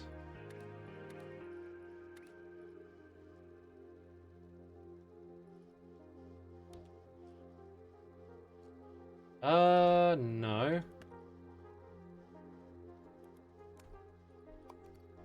Let's have a look again.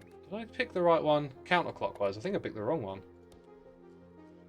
Bottom right. Brilliant, brilliant. Then we need a clockwise for that one and a 180 for this.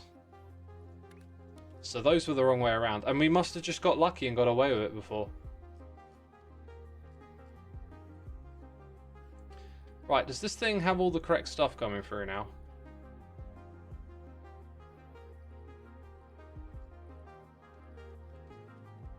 Let's do that rotation thing.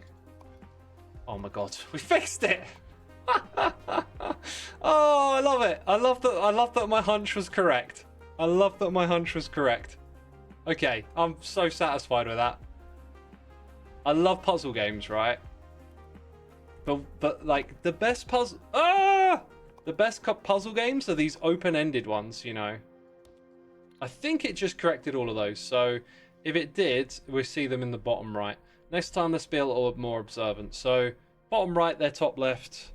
Just something that we got away with before. Override it, and now they'll be bottom right and creating the correct shape. Interesting. So by that being flipped, it was just something that we got away with before, but now it should be correct. Let's go ahead and... Oh, I think there's still one more to fix. Let's clear the stock and let it start to build up correctly. So I think this one needs fixing too. Yep. Clear out the stock. Might be helpful actually to clear it back a little further. Let's do that for all of them. Let's just go... go on then. Clear out all of that. I love this information on the side. It's beautiful. Right, now we should be creating all of the right... Oh, and do the bit in front of it, yeah. We should be doing all of the right stuff now. Let's come back to this one. It's looking healthy. Or is it? Yeah, no, it's looking good. Yes, I can see it all doing its thing. Vegeta says, X, weird request, but could you please explain this game? I'll be happy to. Although it's kind of difficult because we're in the late game. This is an automation game. You start off down here at the middle. Like the beginning of the game is just played inside of this space here. You extract shapes, you deliver them to the center. They start off simple. All you got to do is put in a square. I'll put down a belt and do that. That'll be super easy. Bam, you're done. Then it asks for a little bit more complexity. Oh, now you got to cut things, right? Cut them in half, deliver those, good. Then you got to cut and rotate. Okay. Then you got to start taking parts of two shapes and stacking them together. All right. 50 hours later, you're doing something like this. You've unlocked trains. You're mining stuff and shipping it around to assembly areas that you design. You're even using colors and mixing all of that stuff together. I did say, by the way, with the automation thing that I missed a trick. Here's the trick that I missed, right? We've got 4 lines here. Well, there's something that you can do, and I'm going to show you how it's done. Is that... Hang on, that's probably not going to work. Let's go like that. Okay. Right, they're now all on the same line. They're all returned to the same space. This is the trick that I forgot about that I learned from watching this video. I watched it and I was like, ah... Okay. Check this out. This should be able to be oh, wait. I don't know how to configure it. You should be able to configure it. Oh, how do you configure this stuff? Rail routing? Oh my god. I've never opened this before. Oh, it kind of looks like maybe use a diversion.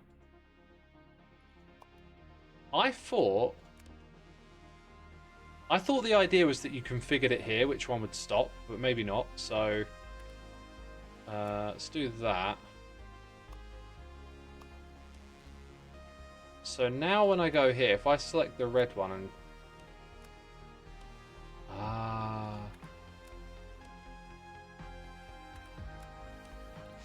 So now, something to point out here is that this is now slowing every single train down behind it. So let's go give it a little bit more wiggle room. Actually, just going to delete it. Oh, and we lost our rerouting now. What's the one that goes furthest away? These are color-coded. The one that's furthest away doesn't have a color, though, as far as I know. Well, not that I remember it. Red. Let's not put red on there. Let's put white on here. That'll be a close one.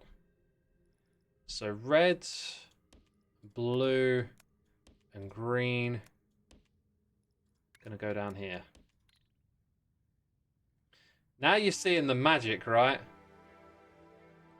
Okay, so think in terms... Well, here's the thing. I thought you could tell this thing directly what could stop at it, because I noticed the colors on here, but it's done using redirecting. Does this actually make it any more compact? Because now you need a little module like this, which creates space. I'm not actually sure that's any better, right? Like here, they're all side by side here.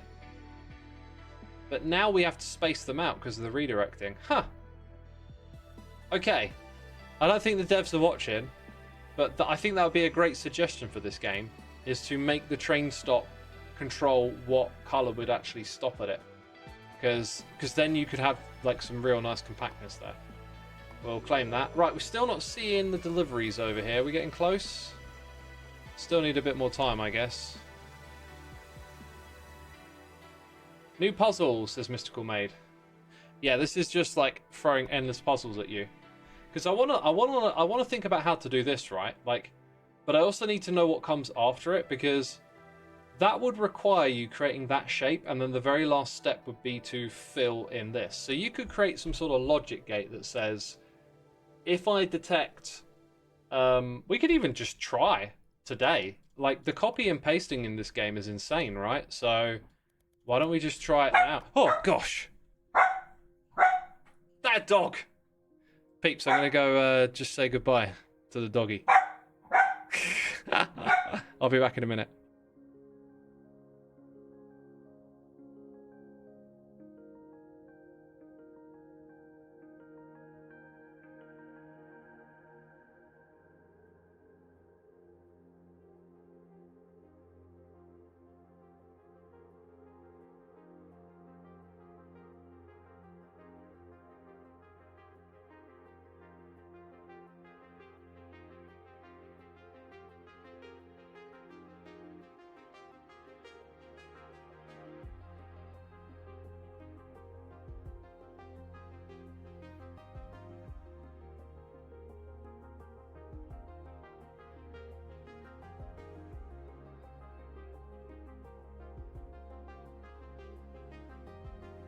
Ah, right. Little doggo is gone. He's a sweetheart. Doesn't bark, but if someone turns up at the door, he will. Right. So what I decided we'd do is just go for that next objective. The reason why I would hesitate is because I'm pretty sure I can't just add this one thing and then we're good. But we should be able to add it just for the one challenge and accept that it's going to stop next time, right? Also, I'm going to need a bit more space here, aren't I? How do I want to do that? Basically, I need a bit more space here, like something like this.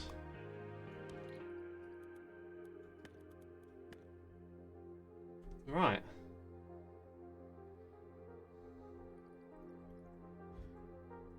Okay, so the correct shape is... Oh, no. I got to make a massive change here. Ha ha ha ha ha. We have to change that to that. So I'm going to go... Oh, look, it changes colour. If I just... Was that shift to hold over the top? There you go. Well, actually, look, we can see the logic on the signals just change as I plop them down. That one didn't change. That one didn't. That one didn't. This one didn't. In theory, the one that is going to be the crystal filled in shouldn't get sent through. Okay, there we go. So this is number 2 now. Let's go. Do that again. Go do that. Getting through stock at all the different places. They're flowing in. So here it's this one. Then there's none on that one, which is top left, except it's bottom right. Hey, what's next?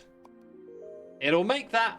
Now, this is where we leave it, and it should make that. It should make that. Fingers crossed. This is a little concerning. Oh, I missed one. Okay, I missed one. That's good. Top one has none lit, and the top one is bottom right, and the bottom right is the crystal bit. Brilliant, brilliant, brilliant. Okay.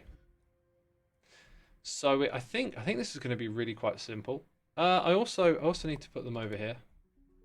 Right. There you go. So it might be creating a couple of things incorrectly, but in theory we're going to end up with... I mean, we can see it on display there, so that's just terrific.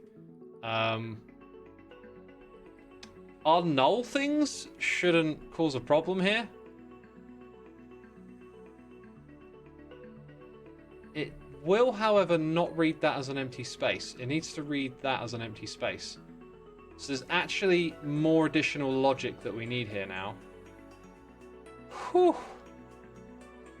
Oh, this is going to be rough. I think we might build some new platforms and plug in the wires from across, but the issue here, we're going to see it somewhere go wrong.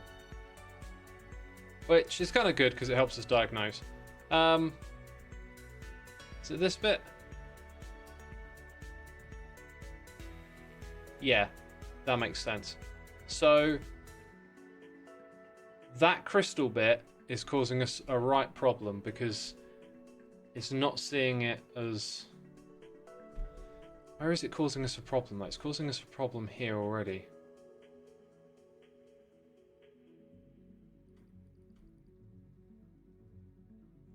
Is this where I need to put in a NOT gate? I can't remember. There was one of those going that way that might have needed a NOT gate. Everything's good so far. It's sort of breaking quite not where I would have thought. Let's pretend that that was empty. It would then turn this on, right?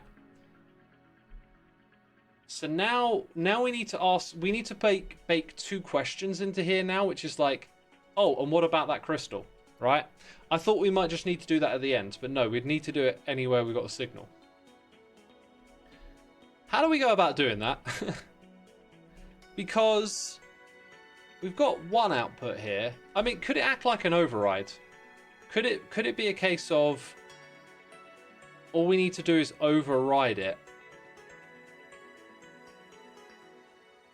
So let's go find out the code for this. So CW seems to be crystal, is my guess. So if we come into this thing and copy it. Now we just need to put it in the one that is... Actually, if we just put CW all the way through, then when we look at that, we know it's for detecting crystals, right? Now we need to just ask... we're saying top right corner when we add this in front of it, which I think is a necessity. You have to ask this of the top right corner. Okay. But we are comparing. Okay. I can see kind of how this might work now. This is kind of fun because it's definitely janky, but that's the beauty of it. I think I'm going to flip this. Right, and then I'm going to... Wait, did that flip? It did. I need to rotate it as well. We're going to go grab this thing. Bring it over here.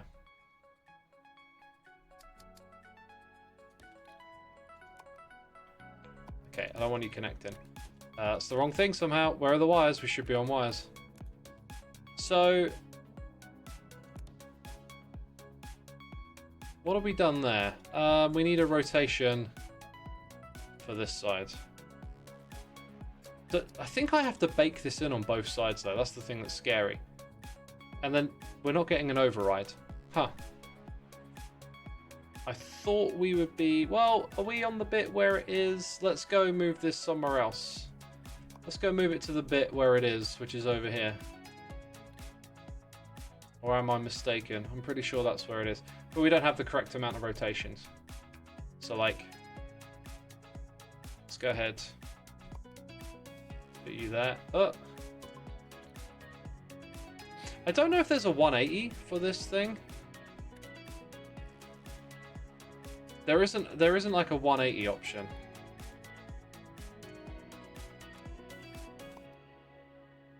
But quickly you'll see we're like running out of space, right? So there you go. There you go. So we can detect. We can detect. And then we can use that to override, because if it's off, it's not going to interfere with this signal. So I can put one of those on these two, but then I also need to do them on the other side. And that's where I think things are going to get janky, but I kind of just want to do rather than compact and come up with the ultimate, you know, way to go about doing it, right? Like, at least right now. So, oh, I thought you would connect from there. Oh, that makes everything awkward again. Okay, let's go. Try that again.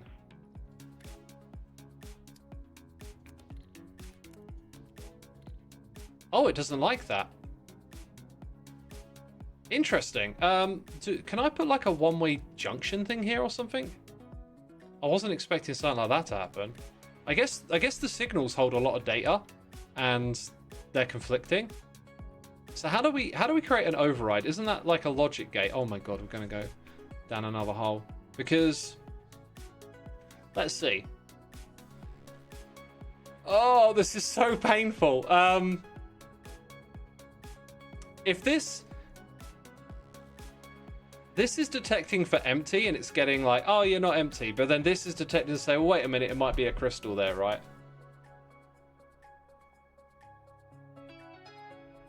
So if this one is on because it's empty, that one will be off. If this one's got a shape, it will be off, and that one will be off. So what's the gate for like just this one over here? It activates if exactly one input is on. That actually sounds like it. Right? So if this is empty, that'll be on and this will be off. Yeah, on, off. If this is crystal, off, on. If it's a shape though, both of them are off. So maybe Zor isn't. Dear Lord, help me.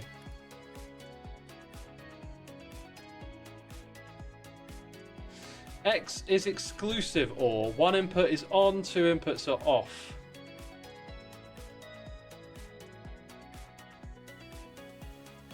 Hang on, what's the condition we're looking for? If it's blank, we've got on the left, off on the right. If it's a shape, both are off. And we want it to stay off. The gate you want is the last one on the menu. Oh! That does kind of look like the thing, doesn't it?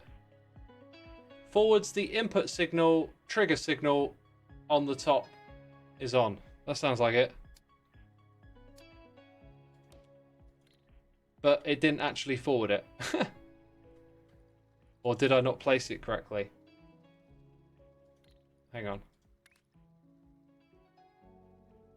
It kind of looks like I didn't actually place it correctly, maybe. Yeah, like that. Dude, I want that back. Remember how it was. Oh, we're going to get some signal a little too close together. No, that still don't seem right, does it? You need to knot the output of the void space below. Dear Lord, this is going to get too complicated.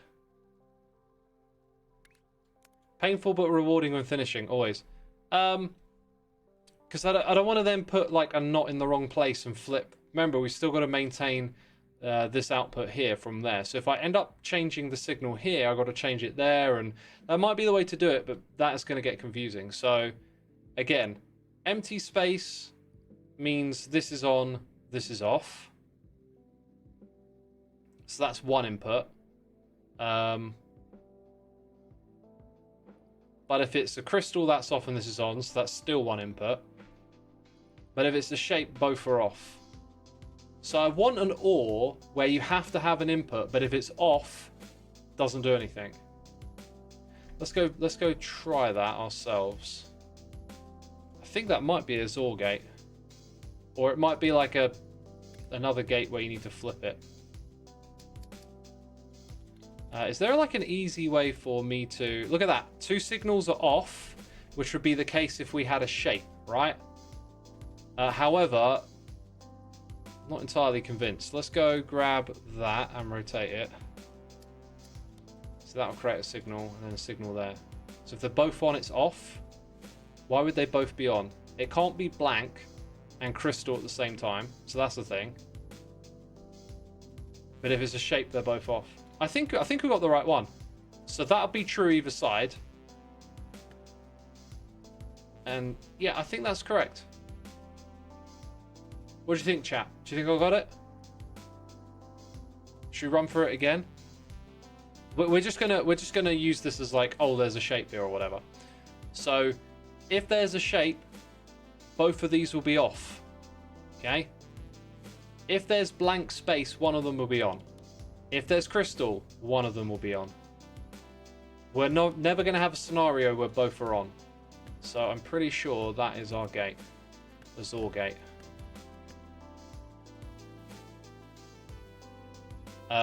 So now, once again, I really wish the distance between these could be shorter. Because we're kind of running out of space here to put stuff. Oh, you know what? Maybe you can. Like, what if I put that there? Nah, doesn't like it. Likes that, though. Technically, I think that's pointing into it. Oh, I think that's it. I think we've done it. Oh, that's ridiculous. Okay, so we have to copy all of that, plus that. And then this little bit, do them one at a time. And that. Dear Lord, this is mental. Okay. Okay, let's give it a try. So it's going to be there. Not bad, not bad. Have to change these bits. Only one rotation, right? Sort of looks correct. Now, the only other thing is that we also need that on the opposite side. So this is where I think we're just going to build like a platform and bring in a signal from somewhere, although we literally got no space for doing that. So the whole thing might have to go off platform. But isn't it really similar? Aren't we just adding in the same gate again? So if I go and take that, and I'm going to be quite bold and just start with, let's give ourselves a little bit of working space. So that's all good. And then here we get to save a little bit by going this way.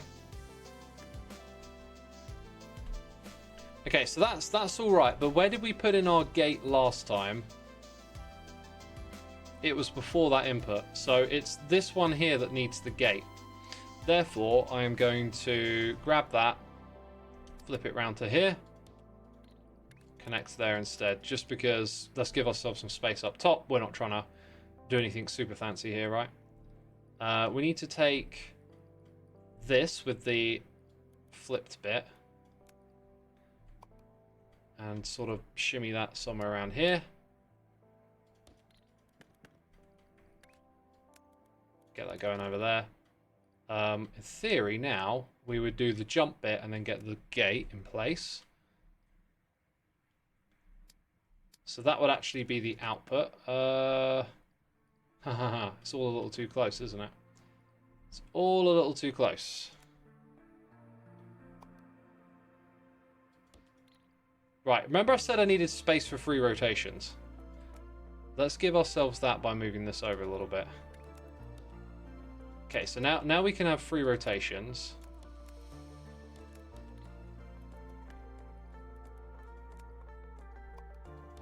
Now we've got a little bit more space to shimmy this around.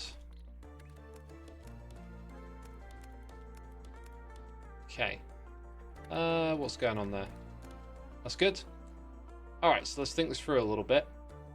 Same signals going in with the rotation, as it should do. There'll be 2 on the next one. That is going into either side of this signal, and then heading over there. I really think that's it, actually, so... Let's go ahead and paste that, and then redo the wiring. So this bit's nice and simple. As is that bit, really.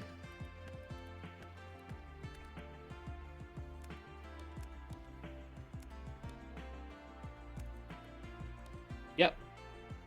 Only thing we need is that. 1, 2. Let's change the logic of it there. Now, I don't really feel like thinking about this too much more. To be completely frank. I think what we might have to do is... Let's see. I mean, it's all backed up, right? I'm not sure... Oh, I'm not sure if this is going to help, but we'll just restart it, right? So the things are coming in again. Nothing going on over here because it's our crystal one, but the redirect is taking place. That's interesting. So it kind of depends on what happens here, because we need to stick these together. I really hope this stuff doesn't need... Oh, I think it does. I think that needs the crystal logic as well, doesn't it? Right. Okay. I don't mind doing that one as well. By the way, nothing's happened with our previous one again, which is really, really frustrating. What on earth is going wrong now, hey? What on earth is going wrong?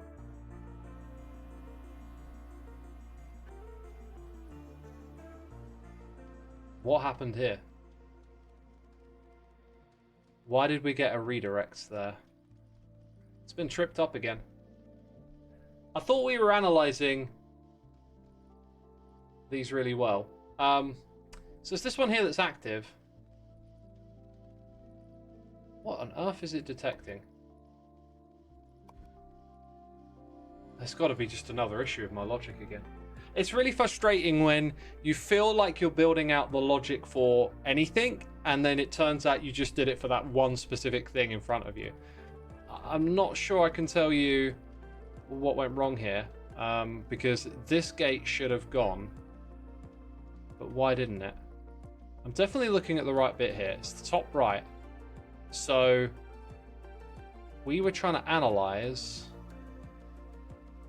for equal signals. I think we thought we were building a detector for this, which we were, but actually we've built a is both side the same detector. I'm going to get rid of that. I'm going to see what happens when we put that there. Okay, that's good. What if this is supposed to be an AND gate?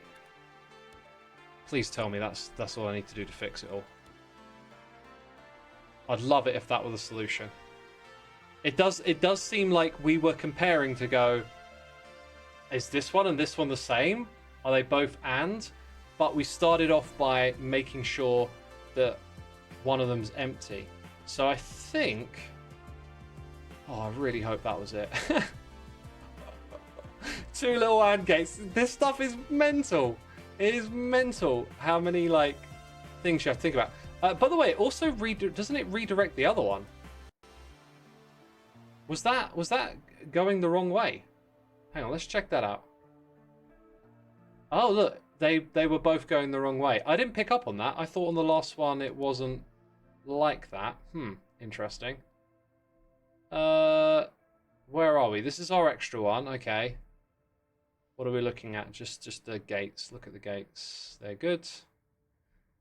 Did everyone understand that, by the way?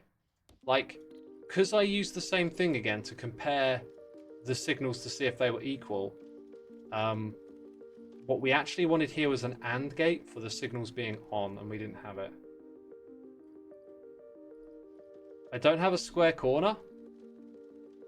That might just be a backup issue. Let's go check. Square corner coming through. Circular still.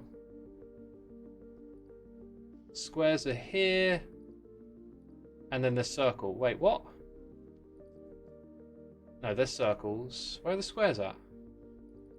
Squares are there.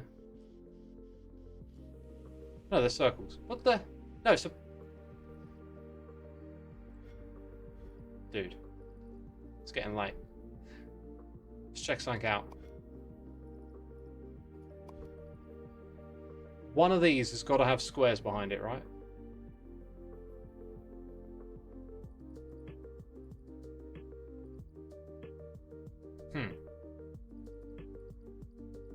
There it is. That's it. Squares. But it had circles on it before. Yeah, from here. Okay. It's backing up. Is another part of the problem. So, let's just go ahead and clear all of that. Yeah. So it'll get there eventually without us changing anything, in theory. What's going on here, then? This one hasn't had its gates changed. What the heck? How did I miss that? I thought I did all of them.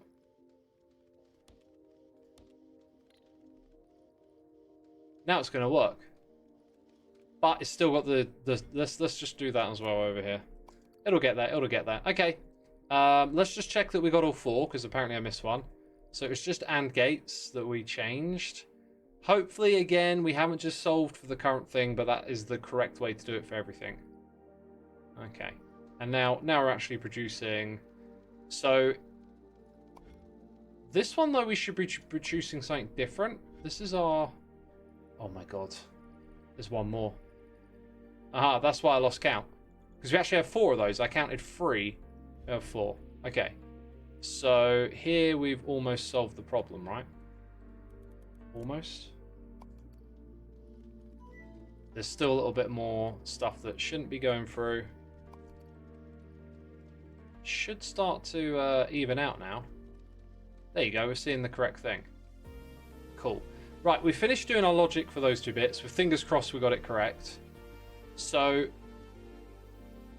are we good? Yeah, we're good. We're good here. We just still got a couple of wonky ones coming through.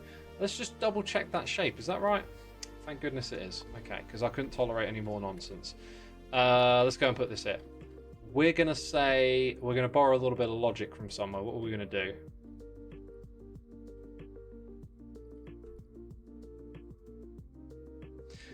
Remember, this could be empty. So we have to just simply find out, is there any crystal at any point? That's what we've got to find out. I'm going to go ahead, grab these 2 things, and bring them over here. Let's move you a little bit down here. Right. This signal we want to compare 3 times over. Let's get our simulated machine. So, actually we're doing it 4 times. 1, 2, 3. These are the 4 comparisons that we're doing with this. And we need to space it out a little bit more than that. I think. Let's go ahead and delete all of that. Well, no, not quite. Dang it. Delete this. Okay. That's what I want to copy, kinda. That's what I want to copy. Okay. That should give us a little more space, and then we run out. Okay, that's fine, that's fine.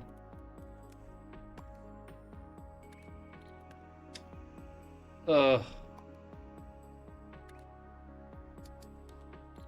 Dang it.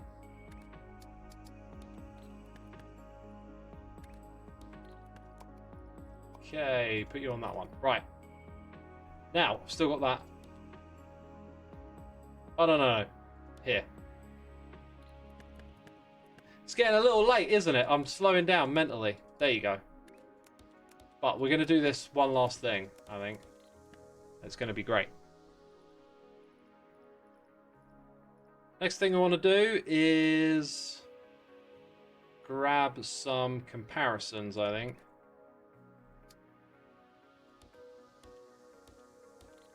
Get that. Rotate it. We should see one of these signals turn on, basically. But we don't. Don't see any of them. Huh. Equal. Oh! I know what I missed. Do you know what I missed? I missed something very important, and I've missed it often during this stream. Dude, what, I'm doing the undo button by mistake. It's okay, it's okay. That thing there is what we want.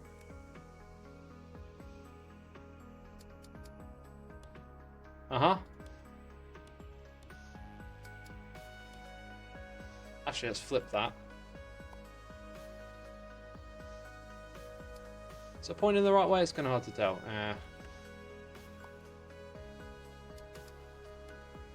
No? Let's try again. That's better. That's what we want. Hey, there we go. Right. Now we need something that says, if just one of these is on, that's good enough. And what is that? That is going to be not an and, an or. Maybe it's or gates all the way. So like, or, something like that. Oh god, this looks good. This looks like what I want. Oh! Okay, I'm going to go ahead and move this now. This stuff is so satisfying. Or we'll give you more than one. Will it? More than one what? Like, if that's off, there you go. But I think I know what the problem is. What if this one here is on, right? Let's go ahead and change it so it would be. Seems to be okay. Never mind then. That'll work. That'll work. I need XOR, but hang on a second. I just turned this one on, and it's still on. That doesn't make sense though, does it? Because it's an OR gate. So if both are on in an OR gate, does it just stay on? Activates if either input is on. Brilliant. Brilliant. My logic is spot on. Bang on. Okay, right, let's get to the final bit. This bit's the easy bit. It's just the victory lap now, surely. We want to go grab our crystal thing. Where is that, though? There's the extractor, the pin pusher. Is it in the stacker? Where is that thing? Is it a fluid building? Crystal generator. Do you have to pump liquid into this? Oh my god, I completely forgot about that. I completely forgot about that aspect. Okay. Anyway, we need 6 of these machines over here, basically. So there's going to be a pipe coming in. Okay, I think I can do it like this. How many was that? 1, 2, 3, 4, 5, 6. Okay, the belts need a little bit of space. And then the output will look like this. Nice. Easy to follow so far, right? The only thing is you need a bit more space for the pipes. That's beautiful. Now, I've done that the wrong way, actually, I think. I've done that the wrong way, yeah, definitely. The other thing is we've got to squeeze something in here. I think I'm going to go ahead and move this all up by 2 blocks. No? Doesn't like being there. There we go. Because we're going to need to control the flow. Flow control. Well, how are we going to do that? I think we need to flip it. Oh, that looks good. Let's go grab our wire that connects there. Now, the only thing is, yeah, we need a NOT gate. We need a NOT gate. We need to flip. We need to redstone torch it. Now that can do all of that. We can just clear all of this back here. Right, so now we need to get some liquid over here. The idea was that the liquid could run down this rail system too. But I think what I'm going to do... Oh, look, there's some liquid there. I'm gonna do this the flim-flam way for now, and then come up with a proper way to do it later. Let's go into our bookmarks and look for a full belt of painters. Not that I would need it. Not painters. Liquid extraction. Do I not have that? That feels criminal. Let's go borrow some liquid extraction from somewhere. What do we got? 3 into 1. Bit of a different style. But I'll take it. And we'll take that as well with it. Actually, I'm going to move that, so... Right, this is temporary, remember that. Oh, by the way, let's go see what our next milestone is. Let's put in the stop on the... can do this in a minute, really. Okay. It is that one! Yay! Will it do another? Oh my goodness me. Right, now, I'm not going to let everything back up this time. I'm going to come in here and I'm going to clear it. Not off stock, though. Clear all of that immediately. Bam. Everything is starting afresh. Now, when we get to a stage where I just leave it running in the background, it'll be doing that. But this time, we have solved so many problems, it's going to work. But we're going to come back in a second and check on that. Chard Free, thank you for subscribing with the Prime, my dude. Much appreciated. Hope you're entertained, enjoying the stream.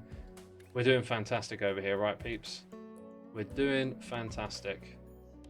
This should really be yellow because of the color of the... That'd be a nice thing to have in this game as well.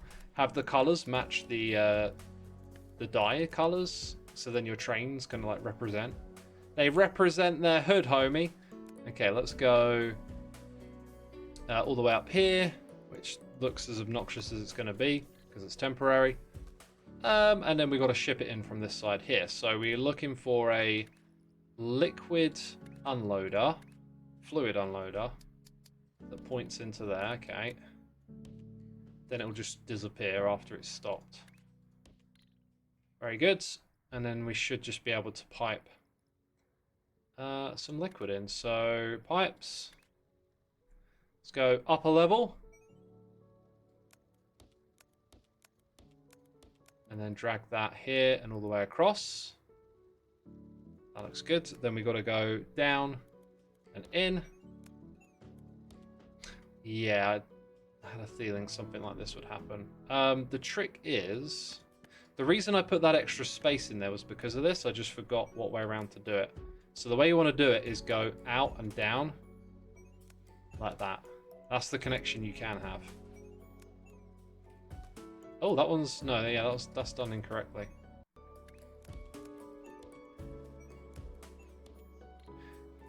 Now we're just waiting for something to... Oh, did I create the wrong type of locomotive? That would be my guess. Wagon, I forgot to change it to fluid wagon. Well, we're about to get there. Johnson says, missed the top one. When we go back, we'll have a look. When we go back, we'll have a look. Okay, getting fluids. And then we're bringing them over here. Could probably do with creating a loading thing here too, right? Like shape loading.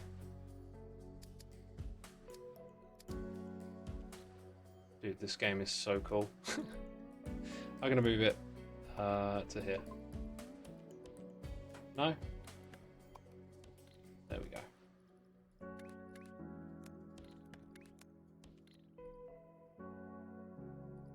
Then we just got to put a stop. And that's it. Yeah, it'll pick some stuff up whenever there's some available, right? Oh my god, it's yellow? I have to make it the correct dye, don't I?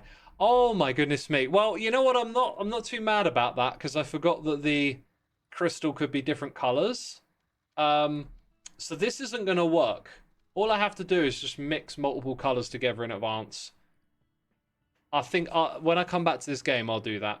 It'll be fun to create a system where we can call the different colors and have them produced somewhere else. That's another level of complexity here. But I think it's only relevant to the very last part, right? I'm going to take my time to think about it. But maybe some of y'all could think about it too, right? Because now we got to analyze the color and learn to deal with that. It might be that for the time being, it's only going to throw the basic level at us. But how would we go about doing that? I think due to the way the pipes keep a color in them, you're going to need to create several platforms and redirect this stuff to it. It's going to be so much fun to get stuck into. Like, honestly, it's going to be great. But let's go check back on this. Dude, I think you're creating the right shape. Oh, it is. It is. It is. I told you it would work. I told you. You needed to have faith in X. Have I done you good today, people? Are you impressed with the one they call the derp? Yeah? What is this all about? I don't understand. Look, this is clearly brain smarts in action. I'm in the top 2%. Come on. One thing I didn't get around to doing today, though, was this over here. I think it would be interesting to look at the flow of items going in for our milestones, because I marked them for a reason. Like, we can zoom out, we can see milestone 6, that's the latest. Like, let's look at the capacity and try and find the shortcomings and see if we can make this system better. It looks like this color is not getting produced enough, so we might just need to go and put more trains on the track, right? Or add some stations and stuff, but these systems can continue pumping these things out. And if we can figure out what the shortcomings are. Like, this one doesn't have a stop. That's not one of our milestones, is it? I forgot to come back and add that in. That is a good thing for us to do right now. Let's just put that in there. Yeah. Totally forgot to come and do milestone 5. You are... Is that milestone 1? No, that's something we don't need anymore, right? That's like a retired one. I should probably put a little sign in here saying retired. No longer needed. I wanted to keep them in the world, though, because they are like remnants of some of the challenges we've done. So like this one here, this whole setup, like I could compact it and then copy and paste it over here. So even though this is our like old setup, we can still make use of it. Or we could translate them to this setup, right?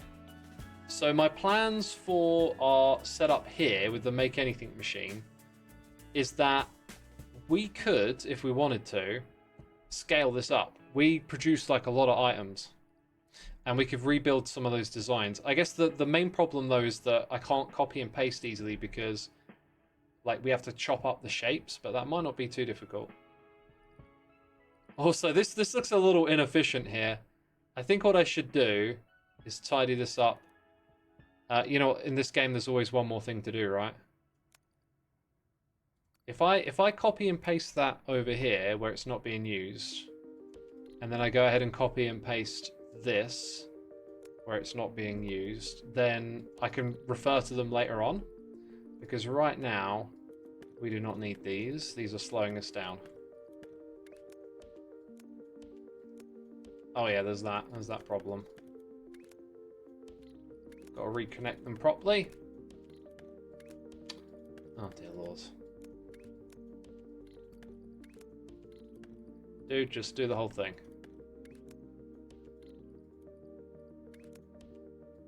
Okay. And then you can see obviously that here we wouldn't need all of this necessarily until we get to the end of that. So Denoxis says I want more shapes. I have faith in you, says Mr. Gourmet. I'm glad you do. We did good, right? And we just got another milestone. It's that one over there though, it's not this one yet. We'll double check on that in a second. That's good. X will reach the top, I'm sure. Honestly, I could just AFK to get there, right? Like, if you think about it. It's a little bit lame, but whatever. I've actually done a lot of AFKing just to get that score up. And it helped me do all the research as well. I just got to a point where I was like, you know what? I can AFK, get all the research done, and then enjoy whatever's next in this game.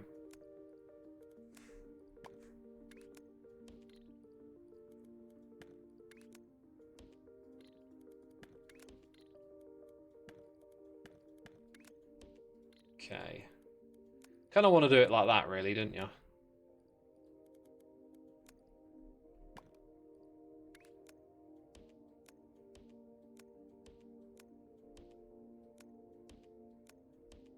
Yeah, I think that looks good. Looks a little cleaner. But yeah, it's doing the thing, right? Kind of looks to me like the trains have picked some of them up and they're heading to the center. Let's check the rotation on it. It's rotated the right way. So we should see... Yep, there you go. Here we go. Here's the delivery. So it takes a while, but now we have 3 trains that are going to yeet this stuff in. I want us to sit and watch this.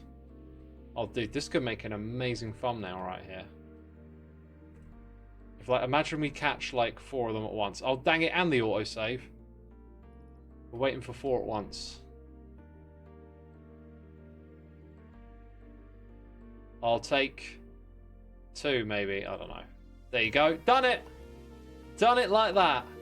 Now the next one's being made, and our system should handle it. I'm gonna go back up here and clear it, because after this stream's done, I'm gonna keep an eye on that. Brilliant stream though today, brilliant. Loved everything we've done here. And we got more to do in the world. 1.9, come on, I want to get in that 1%. That's gonna be amazing, right? It's gonna take some time though.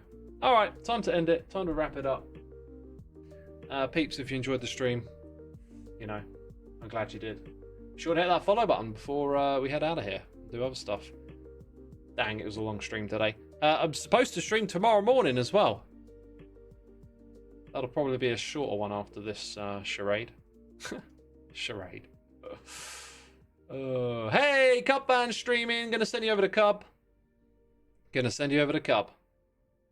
Alright, peeps. Hermitcraft action coming your way. Have a great evening, everyone. Take care. Bye-bye.